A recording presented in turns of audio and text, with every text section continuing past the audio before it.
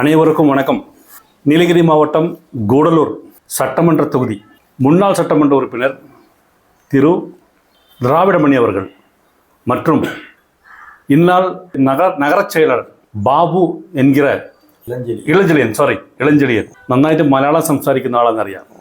Okay, അപ്പോൾ നമ്മൾക്ക് ദ്രാവിഡമണി അണ്ണൻ ഇവിടെ ഉള്ളതുകൊണ്ട് നമ്മൾ മലയാളത്തിൽ നിന്ന് മാറി തമിഴിലേക്ക് കിടക്കാം. ഓക്കെ, അണ്ണൻ സുഖമാണോ? സുഖം നല്ല സുഖമാണ്. സുഖം. നമ്മൾ കാര്യത്തിലേക്ക് കിടക്കാം. കാര്യത്തിലേക്ക് കിടക്കാൻ கடந்த 15 ஆண்டு காலங்களாக திராவிட முன்னேற்றக் கழகம் கூடலூர் சட்டமன்றத்தை பொறுத்தளவு ஆண்டு கொண்டிருக்கிறது. கடந்த 15 ஆண்டுகள் சொல்ல முடியாது. நான் சொல்ல வரேன், நடுவில் 4 ஆண்டுகள் இல்லை. நான் என்ன சொல்ல வரேன்னு கேட்டீங்கன்னா, 10 ஆண்டு காலமாக ஒரு எம்எல்ஏ ஸ்தானத்தை நீங்க வகிச்சு வந்திருக்கீங்க. இது லேஸ்பட்ட விஷயங்கள் கிடையாது. ஒரு மனிதர் சட்டமன்ற உறுப்பினராக 10 வருஷம் ஒரு தொகுதியில் இருக்கிறாங்கன்னா அது ஒரு பெரிய விஷயங்க. ஒன்று. ரெண்டாவது, இப்போ நடந்து கொண்டிருக்கிற இந்த ஆட்சி திமுக ஆட்சி. அப்போ எங்களை பொறுத்தளவு ஆட்சி ஆமா கடந்த 2021 இருந்து தான் இருக்கு. அதுக்கு முன்னாடி என்ன பொறுத்தளவு திமுக ஆட்சி. என்ன பொறுத்தளவு 15 வருஷமா நம்மளோட திமுக ஆட்சி தான் இங்க நடந்து கொண்டிருக்கிறது என்றதை நான் சொல்லலாம். கூடலூர் பொறுத்தளவு அப்படின்னு சொல்லல. ஆனா பீப்புள் ரெப்ரஸன்டேட்டிவ் நானா இருந்தாலும் ஆட்சி அதிகாரத்தில் இருக்கிறது அதிமுக. ஆனா இப்ப இருக்கிற திராவிட முன்னேற்ற கழகத்துல ஒரு சட்டமன்ற உறுப்பினர் சட்டமன்றத்திலேயே செல்போன்லாம் எடுத்துட்டு போயிட்டு அவங்க சுயேட்சை ஒளிபரப்பலாம். ஆனா எங்களை செல்போன் கூட உள்ள எடுத்து போக கூடாது. சட்டமன்றத்துல அவ்வளவு சர்வாதிகாரம். அந்த அளவுக்கு பேசவே விட மாட்டாங்க. நாங்க கடந்த 2011 இருந்து இது வரைக்கும் சட்டமன்றத்தில் எங்களுக்கு பேசவே இல்லை. அதான் ஜனநாயக படுகொலை. பேசவே இல்லை. இல்ல நான் பேசிருக்கேன். கிட்டத்தட்ட இன்னைக்கு தமிழ்நாடு கவர்மெண்டோட வெப்சைட் எடுத்து பாருங்க. கடந்தல இருந்து 53 முறை நான் நம்மளோட சட்டப்பேரவையில் பேசியிருக்கேன். தொகுதியை பத்தி முழுக்க தொகுதியை பத்தி தான் பேசியிருக்கிறேன். அதுதான் அதிகமா பேசியிருக்கிறேன். இன்னைக்கு இருக்க தமிழ்நாடு வெப்சைட்ல விட்டுருக்காங்க. அதுல யாரு பேசியிருக்காங்கன்னு பாருங்க. 53 முறை நான் தான் பேசியிருக்கேன். அது முழுக்க இந்த மக்களுடைய அத்தியாவசிய பிரச்சனை. ஏன்னா லேண்ட் பிரச்சனை, செக்ஷன் 17 பிரச்சனை, டிஎன்பி ஆக்ட், வனவிலங்கு தொல்லை மற்றும் தொழிலாளர் பிரச்சனை, அப்புறம் தேண்டி தொழிலாளர்கள் மற்றும் உள்ள இங்க அந்த 53 ஃபாரஸ்ட் ஆக்ட், இந்த பத்தி தான் தொடர்ந்து குரல் கொடுத்துக்கிட்டு இருக்கிறோம். அதனால தொடர்ந்து பேசணும். ஆனா அப்ப என்னன்னா எங்களுக்கு பேசவே அனுமதிக்க மாட்டாங்க. அப்ப இருந்த சூழ்நிலை. ஏன்னா நாங்க ஒரு 23 எம்எல்ஏ இருந்தோம். 2011 இருந்து நாங்க 2011 இருந்து 2015 16 வரைக்கும் 23 பேர் தான் இருந்தோம். எங்களை பேசவே விட முடியாது. அப்ப அம்மையார் ஜெயலலிதா இருந்த காலம் பேசவே விட மாட்டாங்க. அதையும் மீறி நாங்க சட்டமன்றத்தில் பேசணும். பேசுறதுக்கு தளபதி எங்களுக்கு அனுமதி கொடுத்தார். ஏன்னா சட்டமன்றத்தை எங்கள் தலைவர் அவர் தான் தளபதி அவர்கள் அனுமதி கொடுத்தார். அந்த அனுமதியின் பிரகாரம் நான் தொடர்ந்து நம்முடைய தொகுதியை வலியுறுத்திருக்கிறேன். அதற்கான அத்தனையும் நான் சட்டமன்றத்தில் இன்னைக்கு கூட நீங்க அதுல தகவல் கேட்புரிமை சட்டத்தில் போனா யாரு பேசினாங்க, யார் அதிகமா பேசினாங்க நன்றிமா உங்களுக்கு கிடைக்கும். கண்டிப்பா. ஓகே சார், நான் இப்போ முதல்ல சொன்ன மாதிரி மீண்டும் விஷயத்துக்கு வரேன் சார். அதாவது நம்மளோட நீலகிரி மாவட்டம் கூடலூர்ல வனவிலங்கு மனித மோதல் உங்களுக்கு தெரிஞ்ச விஷயம்தான். அரசாங்கமும் அதற்கான வழிமுறைகள் என்னெல்லாம் நிவர்த்தி செய்யணுமோ செஞ்சுட்டு இருக்கிறாங்க, இல்லைன்னு சொல்லலை. ஆனால் பத்தலை என்ன கேட்டால். ஏன்னா படுகொலைகள் நடந்து கொண்டிருக்கிறது. ஒரு 3 நாள் முன்னாடியும் நடந்துருச்சு, இனியும் வரும் என்றே சொல்லலாம். ஆச்சுங்களா? நீங்கள் உங்களோட பீரியட்ல, அதாவது இப்போ நீங்கள் இந்த ஒரு 5 வருஷமா தான் நீங்கள் இல்லை. ஆனால் அங்கே அரசு என்ன திமுக அரசு தான். இதுக்கு முன்னாடி 10 வருஷம் நீங்க எம்எல்ஏ இருந்தீங்க. நீங்க மக்களுக்கு என்னெல்லாம் பண்ணிருக்கீங்கன்னு மட்டும் கொஞ்சம் சொல்ல முடியுங்களா சார்? வனவிலங்கு தொல்லையை பொறுத்தளவு நீங்க இப்ப வனவிலங்கு தொல்லை மனித வழங்கு மோதல் அதிகரித்து போகணும்னா நான் சட்டமன்றத்தில் தொடர்ந்து இதை வலியுறுத்தி இருக்கிறேன். அதுக்கு தனி கவன ஈர்ப்பு தீர்மானமே கொண்டு இது சிதம்பரமாக பேசியிருக்கிறோம். அதன் அடிப்படையில் ஒரு 50 கோடி ரூபாய் என்ன செஞ்சாங்கன்னா இந்த ட்ரெஞ்ச் வெட்டுறதுக்காக 50 கோடி ரூபாய் அன்றைக்கு இருக்கிற அரசு ஒதுக்குனாங்க. ஒதுச்சு ட்ரெஞ்ச் வெட்டும் போது என்ன செஞ்சு அதுக்கான ட்ரெஞ்ச் வெட்டுறதுக்கான வெற்றி கொட்டினாங்க. ஏன்னா வனவிலங்கு தொல்லையிலிருந்து இருப்பதுக்கு என்ன செஞ்சாங்கன்னா அந்த 50 கோடி ஒதுக்கப்பட்டது. ஆனா அந்த ஒதுக்கப்பட்ட நிதியை வந்து சரியாக பயன்படுத்தல. ஒரே நல்ல சேஜி வச்சு அதை தோண்டி எடுத்துட்டு போயிட்டாங்க. அதை தோண்டி எடுத்துட்டு பள்ளியிலிருந்து பாட்டவயல் வரைக்கும் ஒரு 21 கிலோமீட்டர். அந்த இடத்துல அங்க வந்து என்னன்னா பந்தலூர்ல வந்து பந்தலூர் பகுதி பார்த்தோம்னா அங்க விட்டு விட்டா எங்க இருந்து வந்து மேங்கோரஞ்சில இருந்து அங்க வென்ட்வொர்த் வரைக்கும், அந்த வென்ட்வொர்த் எஸ்டேட் லாஸ்ட் வரைக்கும் ஒரு 50 கிலோமீட்டருக்கு சுத்து வளைச்சு நம்ம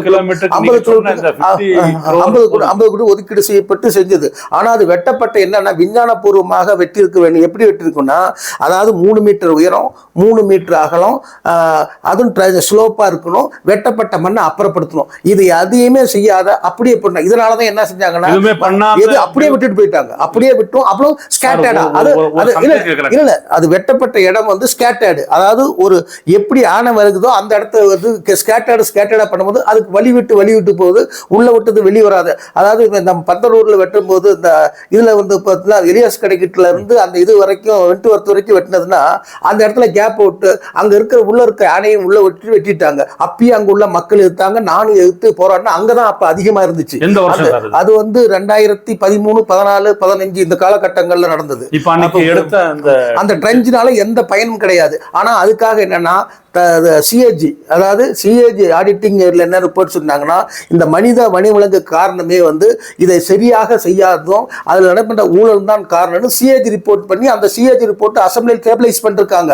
அதனால இன்றைக்கு இருக்கிற அந்த வனவிலங்கு தொல்லைக்கு இந்த இதுக்கெல்லாம் காரணம் வந்து அந்த வெட்டப்பட்ட அகழி வந்து சரியான முறையில் செய்யல, அதை சரியான பராமரிக்கல. கடந்த 10 ஆண்டுகளாக அதுக்காக அதை செஞ்சப்பட்ட விதமே சரியில்லைன்னு சிஏஜி ரிப்போர்ட்டை குற்றம் சாத்தி இது அசம்பிளியில் நானே பேசியிருக்கேன். அதுக்கு பிறகு என்ன செஞ்சாங்கன்னா இந்த மாதிரி வெட்டப்பட்ட ட்ரெஞ்சினாலதான் இந்த அதுக்கு பிறகு என்ன வனவிலங்குகள் விரும்பி உண்ணணும் வனத்தில் வழங்கணும்னு சொல்லி அதுக்காக நிதி ஒதுக்குனாங்க. அதுக்கு ஒதுக்கப்பட்டது அம்மையார் இருந்த காலத்துல ஆட்சி காலத்துல வந்து 2011 இருந்து 2015 2 டைம் 10 வருஷம் இருக்கும் போது வனவிலங்குகள் விரும்பி உண்ணணும் வனத்தில் வளர்க்கணும் சொன்னாங்க. அதுக்கான எந்த நடவடிக்கை ஆனா நிதி ஒதுக்கணும், அந்த நிதி எங்க போனதுன்னு தெரியாது. அதாவது வனவிலங்குகள் விரும்பி உண்ணும் உணவை வனத்தில் வழங்கப்படும், அதற்கான நிதி வந்து பட்ஜெட்ல ஒதுக்கணுது. ஆனா அதுக்கான எந்த நடவடிக்கை இல்லை. அதன் பிறகு இப்ப என்னன்னா வந்து பந்தலூர்ல வந்து ஒரு நார்த் இந்தியா பொண்ணு, அந்த நார்த் இந்தியா பொண்ணு வந்து ஒரு சிறுத்தை புலி அடிச்சிருச்சு. உடனடியாக நாங்க நாடாளுமன்ற உறுப்பினர் தொடர்பு கொடுத்து அப்புறம் அது பிறகு நம்மளோட முதலமைச்சர் தளபதி மு க ஸ்டாலின் அவர்கள் என்ன செஞ்சார்களா, அன்றைக்கு வந்து 10 லட்சத்தை உடனடியாக அதிகரிச்சாங்க. அதாவது அதிமுக அதாவது பஸ்ல வந்து 4 லட்சம் இருந்தது, அதிமுக பேர்ல ஃபர்ஸ்ட் 4 லட்சம் இருந்து அப்புறமா எடுத்து ஒரு 5 லட்சமா கொடுத்தாங்க. ஆனால் திராவிட முன்னேற்ற கழக ஆட்சி அமைந்த உடனே தலைவர் என்ன செஞ்சாரு, 2000 அந்த இன்சிடென்ட் நடந்த உடனே அன்னைக்கே வந்து 10 லட்சத்தை அறிவிச்சு அன்னைக்கே 10 லட்சம் கொடுத்தார். முன்னால என்ன செய்வாங்கன்னா ஒரு வருஷம் 2 வருஷம் கழிச்சு போய் அலைஞ்சு கிளஞ்சி வாரி சர்டிஃபிகேட் வாங்க, டெத் சர்டிஃபிகேட் வாங்க அப்படின்னு சொல்லி தான் அந்த பணம். ஆனா இப்ப என்ன செஞ்சா உடனடியாக அந்த 10 லட்சத்துக்கான செக்கை உடனடியாக அந்த ஸ்பாட்லயே கொடுத்துறாங்க. அந்த அளவுக்கு அப்புறம் அப்புறம் 10 லட்சம் அறிவிச்சாங்க. அதை விட என்ன செஞ்சாங்கன்னா இப்ப அந்த ரேபிட் போஸ்ட் அப்படிங்கிற டீம் அதிகரிச்சு பண்ணாங்க, வேட்டை தடுப்பு கவனம் இன்க்ரீஸ் பண்ணாங்க. இதன் பிறகு இப்ப என்ன செஞ்சிருக்காங்கன்னா இங்க வந்து ஒரு பெரிய எம்டிஆர்ல இருந்து, அதாவது துறப்பள்ளியில இருந்து பாட்டவயலுக்கு வரைக்கும் போற அந்த எம்டிஆரை ஒட்டி இருக்கிற அந்த பார்டர்ல இருந்து அங்கதான் தேவர் சோலை இந்த சைடுல வந்து இந்த வனவிலங்கு தொல்லைகள், அதாவது புலிகளா இருந்தாலும் சரி யானைகள் தொல்லைகளா இருக்குது. அதுக்கு காரணம் இந்த ட்ரெஞ்சு, அந்த 21 கிலோமீட்டர் ட்ரெஞ்சு வந்து சரியில்லை அப்படின்னு சொல்லி தான் அங்க வந்து பெரிய அளவுக்கு ஒரு அஜிடேஷன் நடத்தினாங்க. அதனாலதான் வந்து அந்த யானைகள் உள்ள வந்து மனித கொள்றது மற்ற எல்லாம் செய்யறதுக்கு நடக்குது. அதுல வந்து செய்யணும்னு சொல்லி இதுல வந்து இது பாடந்துறையில் வந்து ஒரு ஸ்ட்ரைக் பண்ணாங்க, போராட்டம். அதுல நாங்க கலந்துக்கிட்டு அதுலயும் வந்து உடனடியாக நாங்க வந்து நம்ம நாடாளுமன்ற உறுப்பினர்களிடத்தையும் எங்களுடைய முதலமைச்சருடைய கவனத்துக்கு எடுத்து சென்று அப்போ அதனுடைய அடிப்படையில் என்ன செஞ்சாங்கன்னா அந்த 21 கிலோமீட்டர் ட்ரெஞ்சு 21 கிலோமீட்டர் ட்ரெஞ்சு வந்து சீரமைப்பு இருந்து, ஏன்னா சிரமடைஞ்சு அது தூர்வார. இப்ப வந்து தமிழ்நாடு அரசு நம்முடைய தலைவர் தளபதி மு க ஸ்டாலின் என்ன செஞ்சிருக்காங்கன்னா இப்போ வந்து தமிழ்நாடு ஃபுல்லா இந்த வனவிலங்கு தொல்லை அதிகமா இருக்கு, வெஸ்டர்ன் கேட்ல இருக்கிறதெல்லாம் இருக்குது. அதனால வந்து ஒரு 1000 பேர் கொண்ட சிறப்பு குழு, அந்த சிறப்பு குழு வேலை கண்காணிப்பு குழு, வேட்டை தடுப்பு குழு அமைச்சு எல்லா பகுதிக்கு அனுப்புறான்னு சொல்றாங்க. அந்த குழுவுல இருந்து 100 பேரை வந்து நம்ம பகுதிக்கு, ஏன்னா வந்து இப்ப இருக்கிற ஸ்ட்ரென்த் வந்து எல்லா இடத்துலயும் ஸ்கேட்டர்டா அங்கங்க நடக்குது. அப்போ ஒரு இடத்துல இருந்து இந்த இடத்து ஃபாரஸ்ட்காரங்களால மூவ் பண்ண முடியும், அதை வந்து கண்காணிக்க முடியல. அதுக்காக 100 பேர் கொண்ட குழு இருக்குது. அப்ப கிட்டத்தட்ட கிட்டத்தட்ட 3 வெஹிக்கிள் 21 கிலோமீட்டர் ட்ரெஞ்சு வந்து சீரமைக்கிறது. மற்றபடி அந்த 100 அலாட்டுக்கு அலாட் பண்ணி எல்லாண்டு எத்தனை கோடி எத்தனை கோடி தெரியுமா? அதுக்கு அலாட்மெண்ட் வெஹிக்கிள் கொடுத்தாச்சு, வெஹிக்கிள் கொடுத்து இது பண்ணியாச்சு. ரெண்டாவது வந்து ட்ரெஞ்சுக்கு அலாட் பண்ணி இது டெண்டருக்கு வந்து கால்ஃபர் பண்றாங்க. அதெல்லாம் வந்து இனாகிரேட் பண்றது வந்து அக்டோபர் 1ன்னு சொல்லியிருக்காங்க. அதுக்கு முன்னாடி நம்ம நாடாளுமன்ற உறுப்பினர் வந்து 20ஆம் தேதி இங்க வராரு, 21ஆம் தேதி பாரஸ் செக்ரட்டரி மற்ற அமைச்சர்கள் எல்லாத்தையும் வர சொல்லியிருக்காரு. அன்னைக்கு அதுக்கான அனௌன்ஸ்மெண்ட் அதை இனாகிரேட் பண்ணி எப்ப இதுல இருந்து செயல்பட்டு எப்படி வனவளங்கத்துறையில் இருந்து மக்களை காப்பாற்றுறதுக்கான நடவடிக்கை எடுத்துக்கொண்டு ராசா அவர்கள் 20ஆம் தேதி வரார், 20ஆம் தேதி வருகிறார். 21ஆம் தேதி இது சம்பந்தமாக பாரஸ் உயர் அதிகாரிகள் அதாவது அலாட் பண்ணியாச்சு. அவர் வந்து அனௌன்ஸ் பண்ணி அதை இனாகிரேட் பண்ணி எல்லாம் செய்வாங்க. அதாவது 3 வெஹிக்கிள் இந்த ட்ரெஞ்ச் வந்து தூர் வர்றது, ரெண்டாவது அந்த போர்ஸ் அதிகப்படுத்துறது. பாடந்துறையில கொஞ்சம் பசங்க கொஞ்சம் அதாவது அந்த இன்சிடென்ட் நடக்கும்போது பாதிக்கு மட்டும் தண்ணி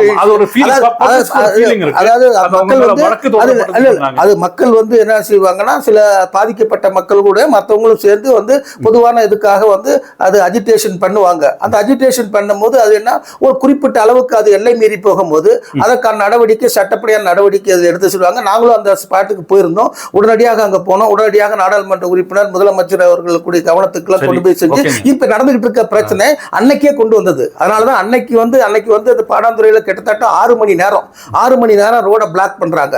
ஆனா என்ன ஆச்சு, அன்னைக்கு வந்து எலிபென்ட் வந்து ஒருத்தர் அந்த பள்ளிவாசல் பக்கத்துக்கு அடிச்சது. அதுக்கு வந்து 6 மணி நேரம் ரோட பிளாக் பண்றாங்க.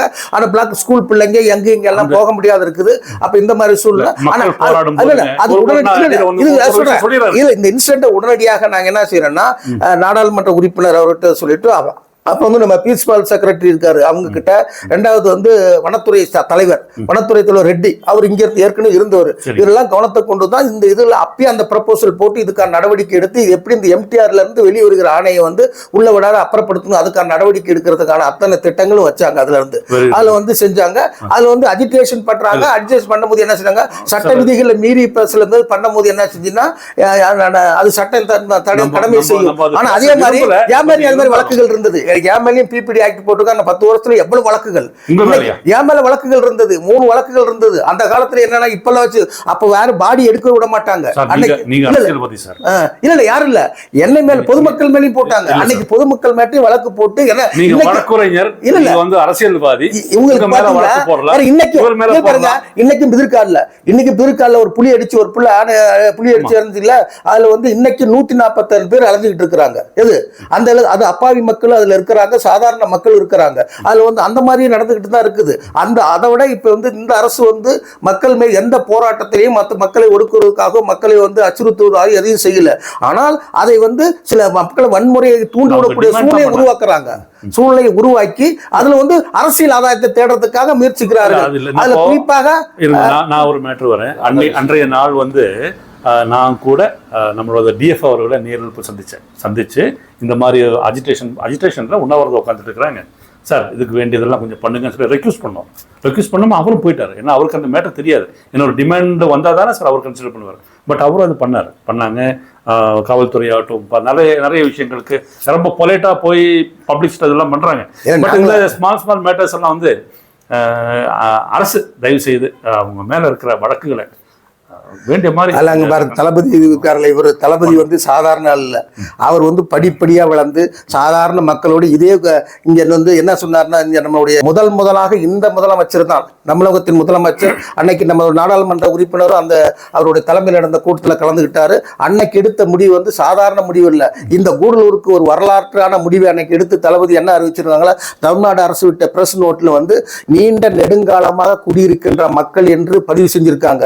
சாதாரண இந்த தமிழ்நாடு அரசுடைய கெஜெட்லேயே வந்து நீண்ட நெடுங்காலமாக குடியிருக்கிற மக்கள் என்று பதிவிக்கப்பட்டிருக்கிறது. இந்த முதலமைச்சர் தான் செஞ்சார். இங்க இருக்கிற நாடாளுமன்றம் மொத்த மக்களையும் எந்த மக்களையும் இங்க இருக்க குடியிருக்கிற மக்களை எல்லாம் ஏற்கனவே இருக்கிறவங்க வந்து எங்கரோச்சர் தான் சொல்லிக்கிட்டு இருந்தாங்க.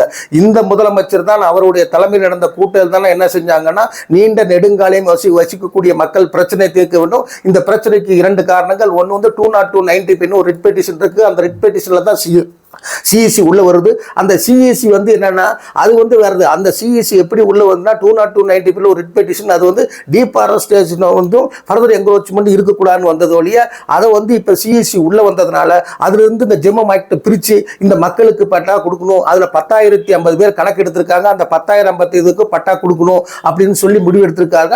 அதுக்காக வேண்டி தான் அபிடவிட் உச்சநீதிமன்றத்தில் ஃபைல் பண்ணுது. அதுல ஒரு சிக்கல் என்னன்னா இந்த கடந்த ஆட்சியில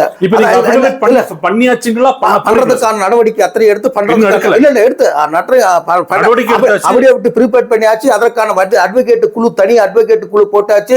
அதற்கான நடவடிக்கை எடுத்துக்க அதற்கான எத்தனை இல்ல செக்ஷன் 17 இல்ல செக்ஷன் 17 அசஸ் வேஸ்ட் வேறங்க, செக்ஷன் 17 வேறங்க. இது ஜென்ம ஆக்ட்ல வருது. அதற்கான நடவடிக்கை அதுல என்ன அந்த ப்ராசஸ் என்னங்கிறது வந்து முடிவு சொல்றது தான் வந்து 21ஆம் தேதி வந்து நம்மளோட நாடாளுமன்ற உறுப்பினர் தமிழகத்தில் வச்சு அத்தனை அதிகாரி வச்சிருக்காங்க. அதற்கான அவர் வந்து அதற்கான விளக்கங்கள் அத்தனையும் அளிப்பார். இந்த சம்பவம் அதுல இன்னொரு சிக்கல் என்னன்னா கடந்த ஆட்சி காலத்துல என்ன செய்யறாங்கன்னா ஜென்மம் லேண்ட் மொத்தம் 80,088 ஏக்கர் வந்து அக்வயர் பண்றாங்க.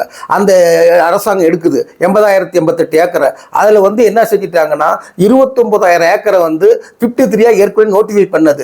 இந்த 29,000 ஏக்கர் வந்து நோட்டிஃபை பண்ண 53 நோட்டிஃபை என்னது அதாவது தமிழ்நாடு ஃபாரஸ்ட் ஆக்ட் 1882 16ன்னு ஒன்று செக்ஷன் இருக்குது. அந்த 16 என்ன சொல்லுதுன்னா அதுல குடியிருக்க மக்களுக்கு அந்த 53 குடியிருக்கிற மக்களுக்கு எல்லா ஆப்பர்ச்சுனிட்டியும் கொடுத்து அந்த ஆப்பர்ச்சுனிட்டி அடிப்படையில் தான் அதை வந்து ஆர்எஃப்ஆ மாற்றணும் அப்படின்னு சொல்லுது. ஆனா இவங்க என்ன செஞ்சாருன்னா திண்டுக்கல் சீனிவாசன் 2018 ஒரு மசோதா தாக்கல் பண்றாரு. ஃபாரஸ்ட் ஆக்ட் 1882 வந்து 82 வந்து 16A மாத்திரம் ஜென்மம் இடத்துல இருந்து எடுத்த 29,000 ஏக்கரையும் நாங்க வந்து ஆர்எஃப்ஆ மாத்திரம். எந்த விதமான அங்க குடியிருக்கிற மக்களை பத்தி எந்த விதமான கேள்வியும் கேட்காத நாங்க வந்து ரிசர்வ் ஃபாரஸ்ட் ஆக்குறோம்னு சொல்றாரு.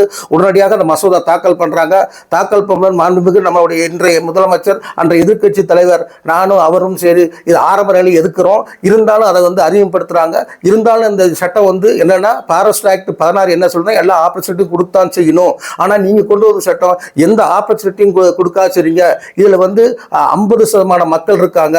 அதுல வந்து கிட்டத்தட்ட வந்து பாத்தீங்கன்னா காந்தி நகருங்கிற ஊர் இருக்குது. கிட்டத்தட்ட 2,000 பேர் இதுல குடியிருக்கிறாங்க. இத்தனை மக்களையும் ஆர்எஃப் ஆகிட்டு எப்படி அந்த பிரச்சனையை தீர்க்க முடியும்? அதனால இது இந்த சட்டத்தை ஏற்றுக்க கூடாது அப்படின்னு சொல்லி 2வது நான் கவன ஈர்ப்பு தின்னாங்க. அது முதலமைச்சர் அவர்கள் இன்றைய முதலமைச்சர் அன்றைய வந்து எதிர்க்கட்சி தலைவர் அவரோட தலைமையில் நானும் வந்து அவரும் கவன ஈர்ப்பு தீர்மானம் கொடுக்கும். அதையும் மீறி அந்த சட்டத்தை கொண்டு வந்தாங்க.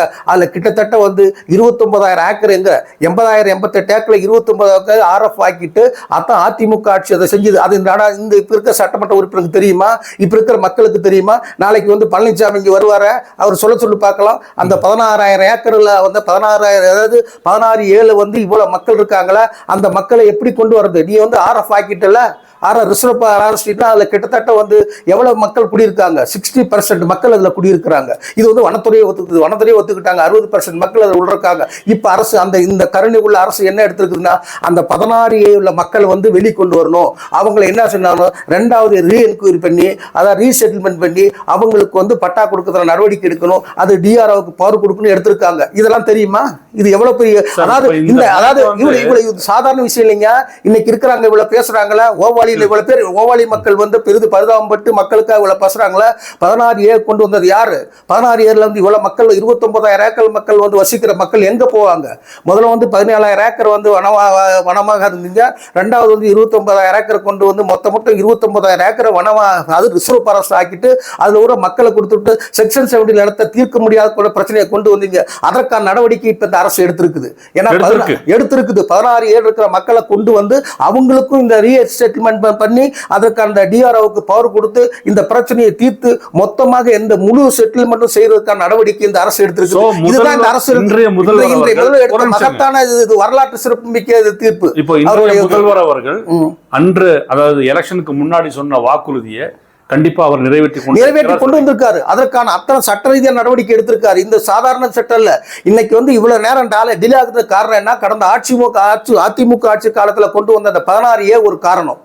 அதனாலதான் நமக்கு இந்த இது இவ்வளவு நாள் டிலே ஆகிட்டு இருக்குது. வேற இல்ல. ஏன்னா 16A ரொம்ப உற்று கேட்கறதுக்கு காரணம் தெரியுங்களா சார்? இந்தியாலேயே வேற எந்த மாநிலத்திலோ எந்த ஊர்லயுமே 10,000 பேர் இருளில் உட்கார்ந்து அதாவது 10,000 பேருக்கு மின்சாரம் அவ்வளவு இல்லைங்க. நானே கொண்டு வந்திருக்கேன். நானே கவன ஈர்ப்பு தர சொல்லியிருக்கேன். 6,000 பேர் அவங்க வந்து நான் கவன 600 பேர் ஜாஸ்தி இல்ல நான் பேசுறேங்க. நான் வந்து கவன ஈர்ப்பு தீர்மானம் கொண்டு வரேன். எப்படி கவன ஈர்ப்பு தீர்மானம் கொண்டு வரேன்னா, அதாவது இந்த இதுல அதாவது தேவாலயம் இருக்க நீர் மட்டத்தில் ஒரு பையன் வந்து இறந்து போயிடணும். யாருன்னா ஒரு பையன் வந்து பாம்பு கடிச்சு இறந்து போயிடணும். என் மனைவி வந்து அவங்க வந்து ஹையர் செகண்டரி டீச்சராக இருக்காங்க. இந்த மாதிரி அவங்க வீட்டில் கரண்ட் இல்லைங்க. நாங்கள் வீட்டுக்கு போனோங்க, போகும்போது கரண்ட் இல்லைங்களா, அதனால தான் அந்த பையனுக்கு வெளிச்சம் தெரியல, இது கரண்ட் வந்து அது பாம்பு கடிச்சு இறந்துட்டாங்கன்னா உடனடியாக நான் அசம்பிளியில் வந்து இது கவன ஈர்ப்பு தீர்மானம் கொடுக்குறேன். ஏன்னா அது எமர்ஜென்சிங்கிறதுனால அன்னைக்கு வந்து தங்கமணி யாரு மின்சாரத்துறை அமைச்சர் அவர் வந்து உடனடியாக அங்கே செக் பண்ணிட்டு என்ன சொல்றாங்கன்னா, இந்த மாதிரி இல்லைல்ல 10,000 பேர் இல்லை 6,000 பேர் 6,000 பேருக்கு நாங்க மின்சாரம் கொடுக்குது, உச்சநீதிமன்றத்தில் வழக்கு இருக்குது, அதனால எங்களுக்கு கொடுக்க முடியல, அதனால என்னால இருந்தாலும் நாங்க வந்து சோலார் அங்கங்க போட சொல்றோம் அப்படின்னு சொல்லி பதிலளிச்சாரு. இது நாங்க செய்யாத இல்லை. நான் அன்னைக்கு சட்டமன்றத்தில் ஒவ்வொரு துளிவும் இங்க உள்ள எங்க கழகத்துடைய தொண்டர்கள் மற்ற நிர்வாகிகள் அத்தனை பேரும் பதில் சொல்லுவாங்க. அதை வந்து அப்பப்ப அசம்பிளியில் எடுத்து சொல்லுவோம். இதற்கான 6,000 பேர். ஆனா அதுக்கு பிறகு இப்போ வந்து என்னன்னா மின்சாரம் கொடுத்து கொண்டிருக்கிறார்கள். இப்ப எழுத செக்ஷன் சொல்லி எல்லா இடத்துக்கும் இங்க வந்து அதாவது என்னன்னா சில இது மின்சாரம் கொடுத்துக்கிட்டு இருக்காங்க. இப்ப தலைவரே கணக்கு எடுத்திருக்காங்க. அந்த கணக்கு எடுத்து கடைசி 91 வந்து எப்படி மின்சாரம் கொடுத்தாங்களே ஒன் டே வந்து மின்சாரம் அன்னைக்கு வந்து நம்ம மூவரக்க அவர்கள் அரசு 96 97 தான் கொடுத்தாங்க. 97 வந்து என்ன செஞ்சாங்க, மூவரக்கு வந்து அரசு கூடரா இருக்காரு. அன்னைக்கு வந்து ஒன் டே சர்வீஸ் 2 அரசுல மின்சார கூட அதே மாதிரி இப்ப கொடுக்கறதுக்கான நடவடிக்கை எடுத்திருக்காங்க. ஏன்னா இந்த எல்லாமே என்னன்னா இந்த உச்சநீதிமன்றம் இல்ல இது எல்லாமே உச்சநீதிமன்றத்துக்கு வரேன் நீங்க எடுத்திருக்காங்கன்றீங்க சார். இப்போ 4 வருஷம் ஆச்சு சார். இது 4 வருஷம் நம்ம திமுக இல்லைங்க.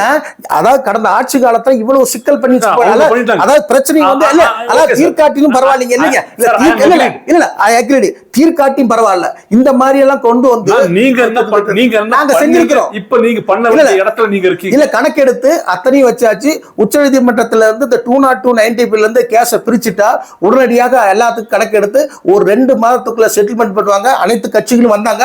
மாவட்ட ஆட்சியர் கூட்டு போன வாரத்துல இங்க அனைத்து கட்சி இருந்தாங்க, நம்ம எல்லாரும் இருந்தாங்க. மிக மாவட்ட செயலாளர் வந்திருந்தாரு, எல்லாம் கூட்டம். அப்போ வந்து கலெக்டர் என்ன அசூரன்ஸ் கொடுத்தாங்கன்னா, இல்ல அப்படி எல்லாம் ரெடி ஆச்சு, இன்னும் உங்க 2 மாதத்துக்குள்ள உத்தரவு வாங்கிட்டு இந்த பிரச்சனையை தீர்த்து கொடுப்பேன்னு சொல்லி எப்ப 1 மாசத்துக்கு முன்னாடி சொன்னாங்க.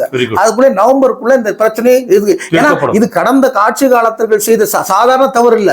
அவங்க செஞ்ச ஒவ்வொரு இது வந்து வனத்துறை வந்து கன்கரண்ட் லிஸ்ட்ல இருக்குது. மற்ற யூனியன் கவர்மெண்ட்டுக்கு இதுக்கு வந்து ரெஸ்பான்சிபிலிட்டி இருக்குது. அவங்களை கேட்காத எதுவும் செய்ய முடியாது. அவங்களுக்கு அதான் டிஎன்பிபி ஆக்ட் இருக்குது. டிஎன்பிபி ஆக்ட் இருக்கு இல்லீங்களா, டிஎன்பிபி பட்டா லேண்டுக்கு தான சார் மெயினா. அதாவது டிஎன்பிபி ஆக்ட் எப்படின்னா 1949 டிஎன்பிபி ஆக்ட். அந்த ஆக்ட் என்ன செஞ்சிருதுன்னா not exceeding two hectare and continue and natural forest. அதுக்கு தான் அந்த சட்டம் பொறுத்துன்னு சொல்லுது.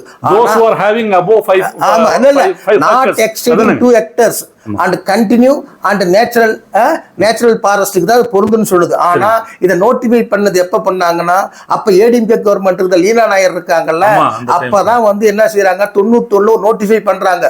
அந்த நோட்டிஃபை பண்ணும்போது என்னன்னா எந்த விதமான டேபிள் பார்ட்டிஷன் எந்த விதமான ஃபீல்டும் பார்க்கல. 1 ஏக்கர் 1/2 ஏக்கர் 1/4 சென்ட் 1/2 சென்ட் வீடு பில்டிங் ஆபீஸ் எந்த இடத்துலையும் எல்லாம் நோட்டிஃபை பண்ணி அது டிஎன்பி ஆக்ட்ல வருதுன்னு சொல்லிட்டாங்க. அது பிறகு என்ன செய்யறாங்க, பெரிய அஜிடேஷன் நடக்குது. இங்க சாதாரண அஜிடேஷன் நடக்கல. அன்னைக்கு இருந்த கட்சி இன்னைக்கு இருக்க எல்லாம் எங்க கூட்டத்தில் இருக்கிறாங்க. பெரிய அஜிடேஷன் நீலா நாயர் இருக்கும்போது இங்க பெரிய பெல்ட் ஏரியான்னு சொல்லி பெரிய அளவுக்கு பெரிய அஜிடேஷன். இப்பெல்லாம் என்ன அஜிடேஷன் இன்னைக்கு இருக்கிற அன்னைக்கு பெரிய அஜிடேஷன் சொல்ல கேட்டுங்க. அந்த அஜிடேஷன் நடக்குது. அதன் பிறகு என்ன செய்யறாங்க, அவங்க ஒரு பிரஸ் நோட்டு கொடுத்து இல்லைங்க நாங்க இதை நிறுத்திடுறோம், எங்களுக்கு வந்து என்ன செஞ்சிடறாங்க இதை வந்து நிறுத்தி வச்சிடறோம் அப்படின்னு சொல்லி விட்டுறாங்க.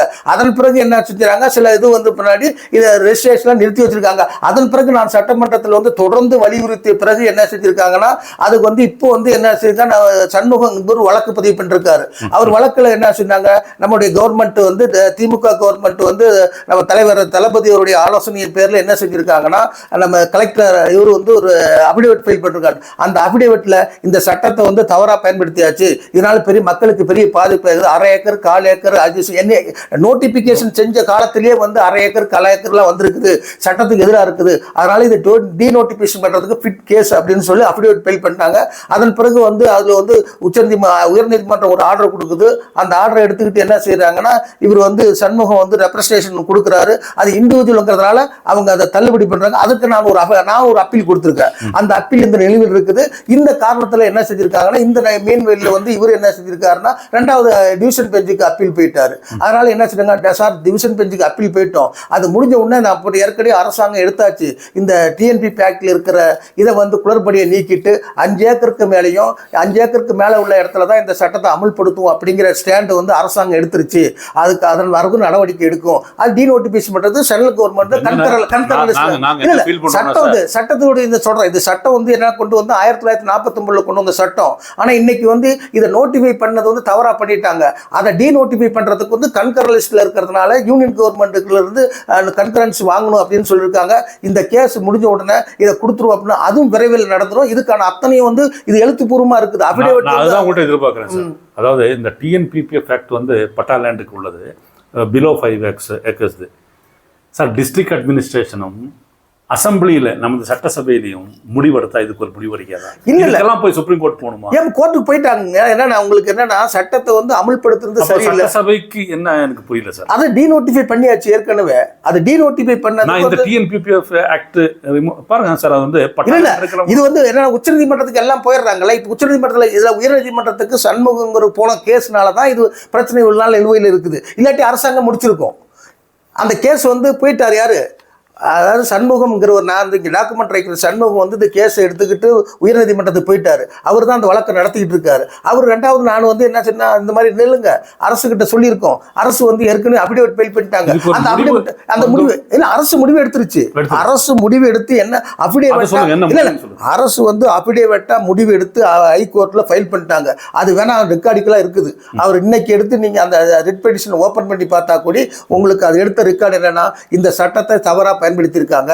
1/2 acre, 1/4 acre, 1 acre as on date of நோட்டிஃபிகேஷன்ல வந்திருக்குது. அதனால இதை மாற்றி பண்றதுக்கு ரைட்ஸ் கொடுக்கணும். நான் பேசுனது அப்படியே வந்து அது அபிடேவிட்டா என்னோட பேர்லயே கொடுத்துருக்காங்க. அதனால அபிடேவிட் கொடுத்து அரசாங்கம் ஒரு அரசாங்கம் ஒரு ஸ்டாண்ட் எடுத்து இந்த சட்டத்தை வந்து திருத்தி டீநோட்டிபிகேஷன் பண்ணுங்கிறத வந்து உயர்நீதிமன்றத்தில் வந்து அபிடேவிட்டா கொடுத்துருச்சு. இந்த வழக்கு இப்போ வந்து உயர்நீதிமன்றத்தில் 2வது சண்முகம் டிவிஷன் பெஞ்ச் இப்போ அதுல இருக்குது. அதுலயே முடிக்கிறதுக்கான வாய்ப்பு இருக்குது. அந்த கேஸ் முடிஞ்ச உடனே அரசாங்கமே இதை டிஸ்போசல் பண்ணி கொடுத்துரும். 5 ஏக்கருக்கு மேலேயும் அந்த இயற்கையான நேச்சுரா இருக்கிற இடத்துல சட்டம் அமல்படுத்தும். 5 ஏக்கருக்கு மேலதான் சட்டம் அமல்படுத்தப்படும். 5 ஏக்கர் கீழே இல்ல, 5 ஏக்கருக்குள்ளவங்களுக்கு தேவையில்லை. அந்த சட்டம் நானும் தெளிவா இருக்கிறோம். நம்ம தளபதியும் என்ன, நானும் வந்து 10 வருஷம் அசம்பிளில பேசுறது அப்படியே அவர் கேட்டிருக்காரு. அதை தெளிவா அவருக்கும் தெரியும். இதற்கான நடவடிக்கை எடுத்திருக்குது. எடுத்து ஹைகோர்ட்ல இருந்து அபிடேவிட்டா ஃபைல் பண்ணியாச்சு. அதற்கான ஆதாரம் அந்த சண்முகம் ரிட்டில் இருக்குது. பார்த்துக்கலாம். நன்றி சார்.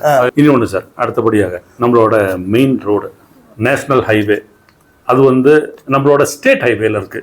ஸ்டேட் ஹைவே பத்தி உங்கள்கிட்ட பேசுறேன்.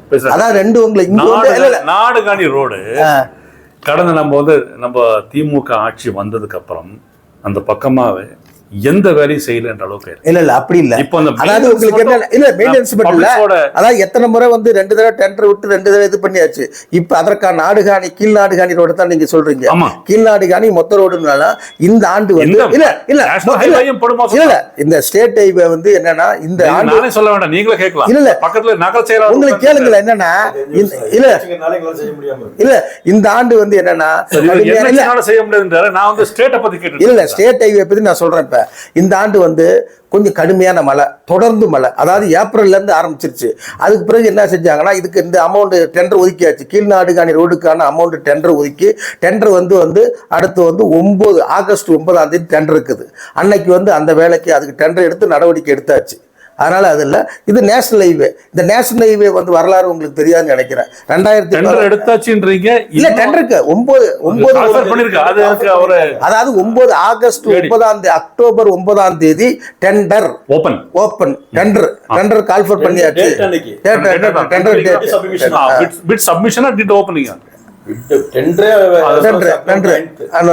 அதனால அது வந்து சப்ஜெக்ட் ஓவர்.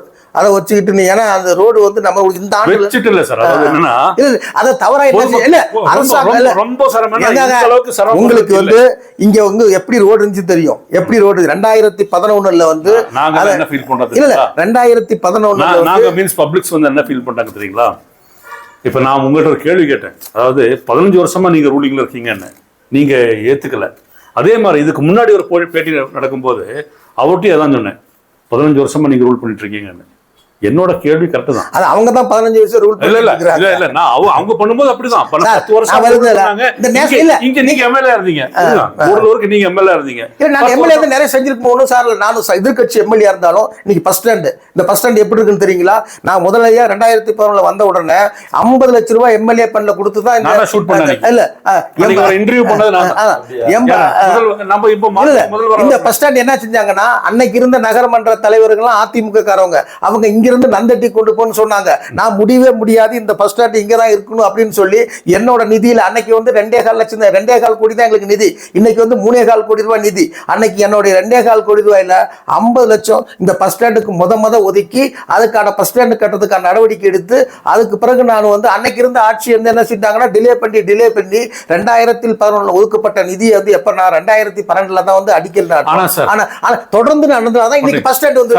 அதே மாதிரி இந்த அரசு கலக்கொள்ளி இருப்பாங்க எதிர்கட்சியா ஒரு பஸ் ஸ்டாண்ட், இன்னைக்கு இந்த பஸ் ஸ்டாண்ட். ஆனா இப்ப என்ன அந்த பஸ் ஸ்டாண்ட்ல வந்து இது முன்னாடி இருக்குல்ல அந்த பிளாட்பாரம் போடுறதுக்கு என்ன செஞ்சிருக்காங்களா 2 வருஷத்துக்கு முன்னாடி அந்த பிளாட்பாரத்தை வந்து சேரும் சகதியமா இருக்குது. இல்ல அந்த பிளாட்பாரம் வந்து சேரும் சகதியமா இருக்குது. இதுல குண்டுக்குள்ள அப்ப என்ன சட்டம் இப்ப இருக்க சட்டமன்ற உறுப்பினர் என்ன செஞ்சிருக்காங்கன்னா, நான் என்னோட நிதியில இருந்து 50 லட்சம் கொடுக்குறேன் அப்படின்னு சொல்லியிருக்காரு. இவங்களும் ரிக்வெஸ்டேஷன் கொடுத்திருக்காங்க, யாரு கார்பரேஷன்ல இருந்து கொடுத்திருக்காங்க. இது கொடுக்குறேன்னு சொல்லிட்டு 2 வருஷமா இழுத்துட்டாரு. அதனாலதான் இது வந்து குண்டும் குழியுமா அப்படியே போயிருச்சு. அப்புறம் வந்து எங்க கவனத்துக்கு வந்த பின்னாடி எங்களுடைய நாடாளுமன்ற உறுப்பினர் இல்ல கேளுங்க, எங்க நாடாளுமன்ற உறுப்பினர் இல்லங்க அசம்பிளியில சட்டசபையில வந்து டிஎம்கே ஆட்சி பண்ணும்போது கூடலூர்ல வந்து எம்எல்ஏ வந்து மாற்று கட்சியில வந்துருது.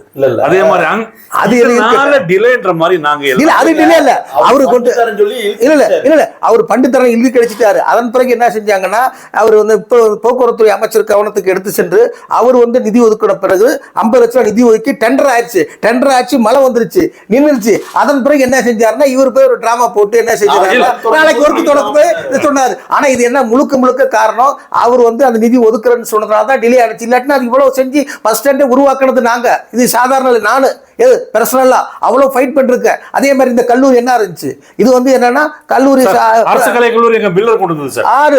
அது வந்து உறுப்பு கல்லூரி என்னன்னா செல்ஃப் ஃபைனான்ஸ் ஸ்டேட்டஸ். செல்ஃப் ஃபைனான்ஸ்னா ஒரு கோர்ஸ் படிக்கிறதுக்கு வந்து இல்ல அரசு கலைக்கல்லூரியா கொண்டு வரல, நான் இங்க பண்ணுங்க அரசு கலைக்கல்லூரியா கொண்டு வரல. இல்ல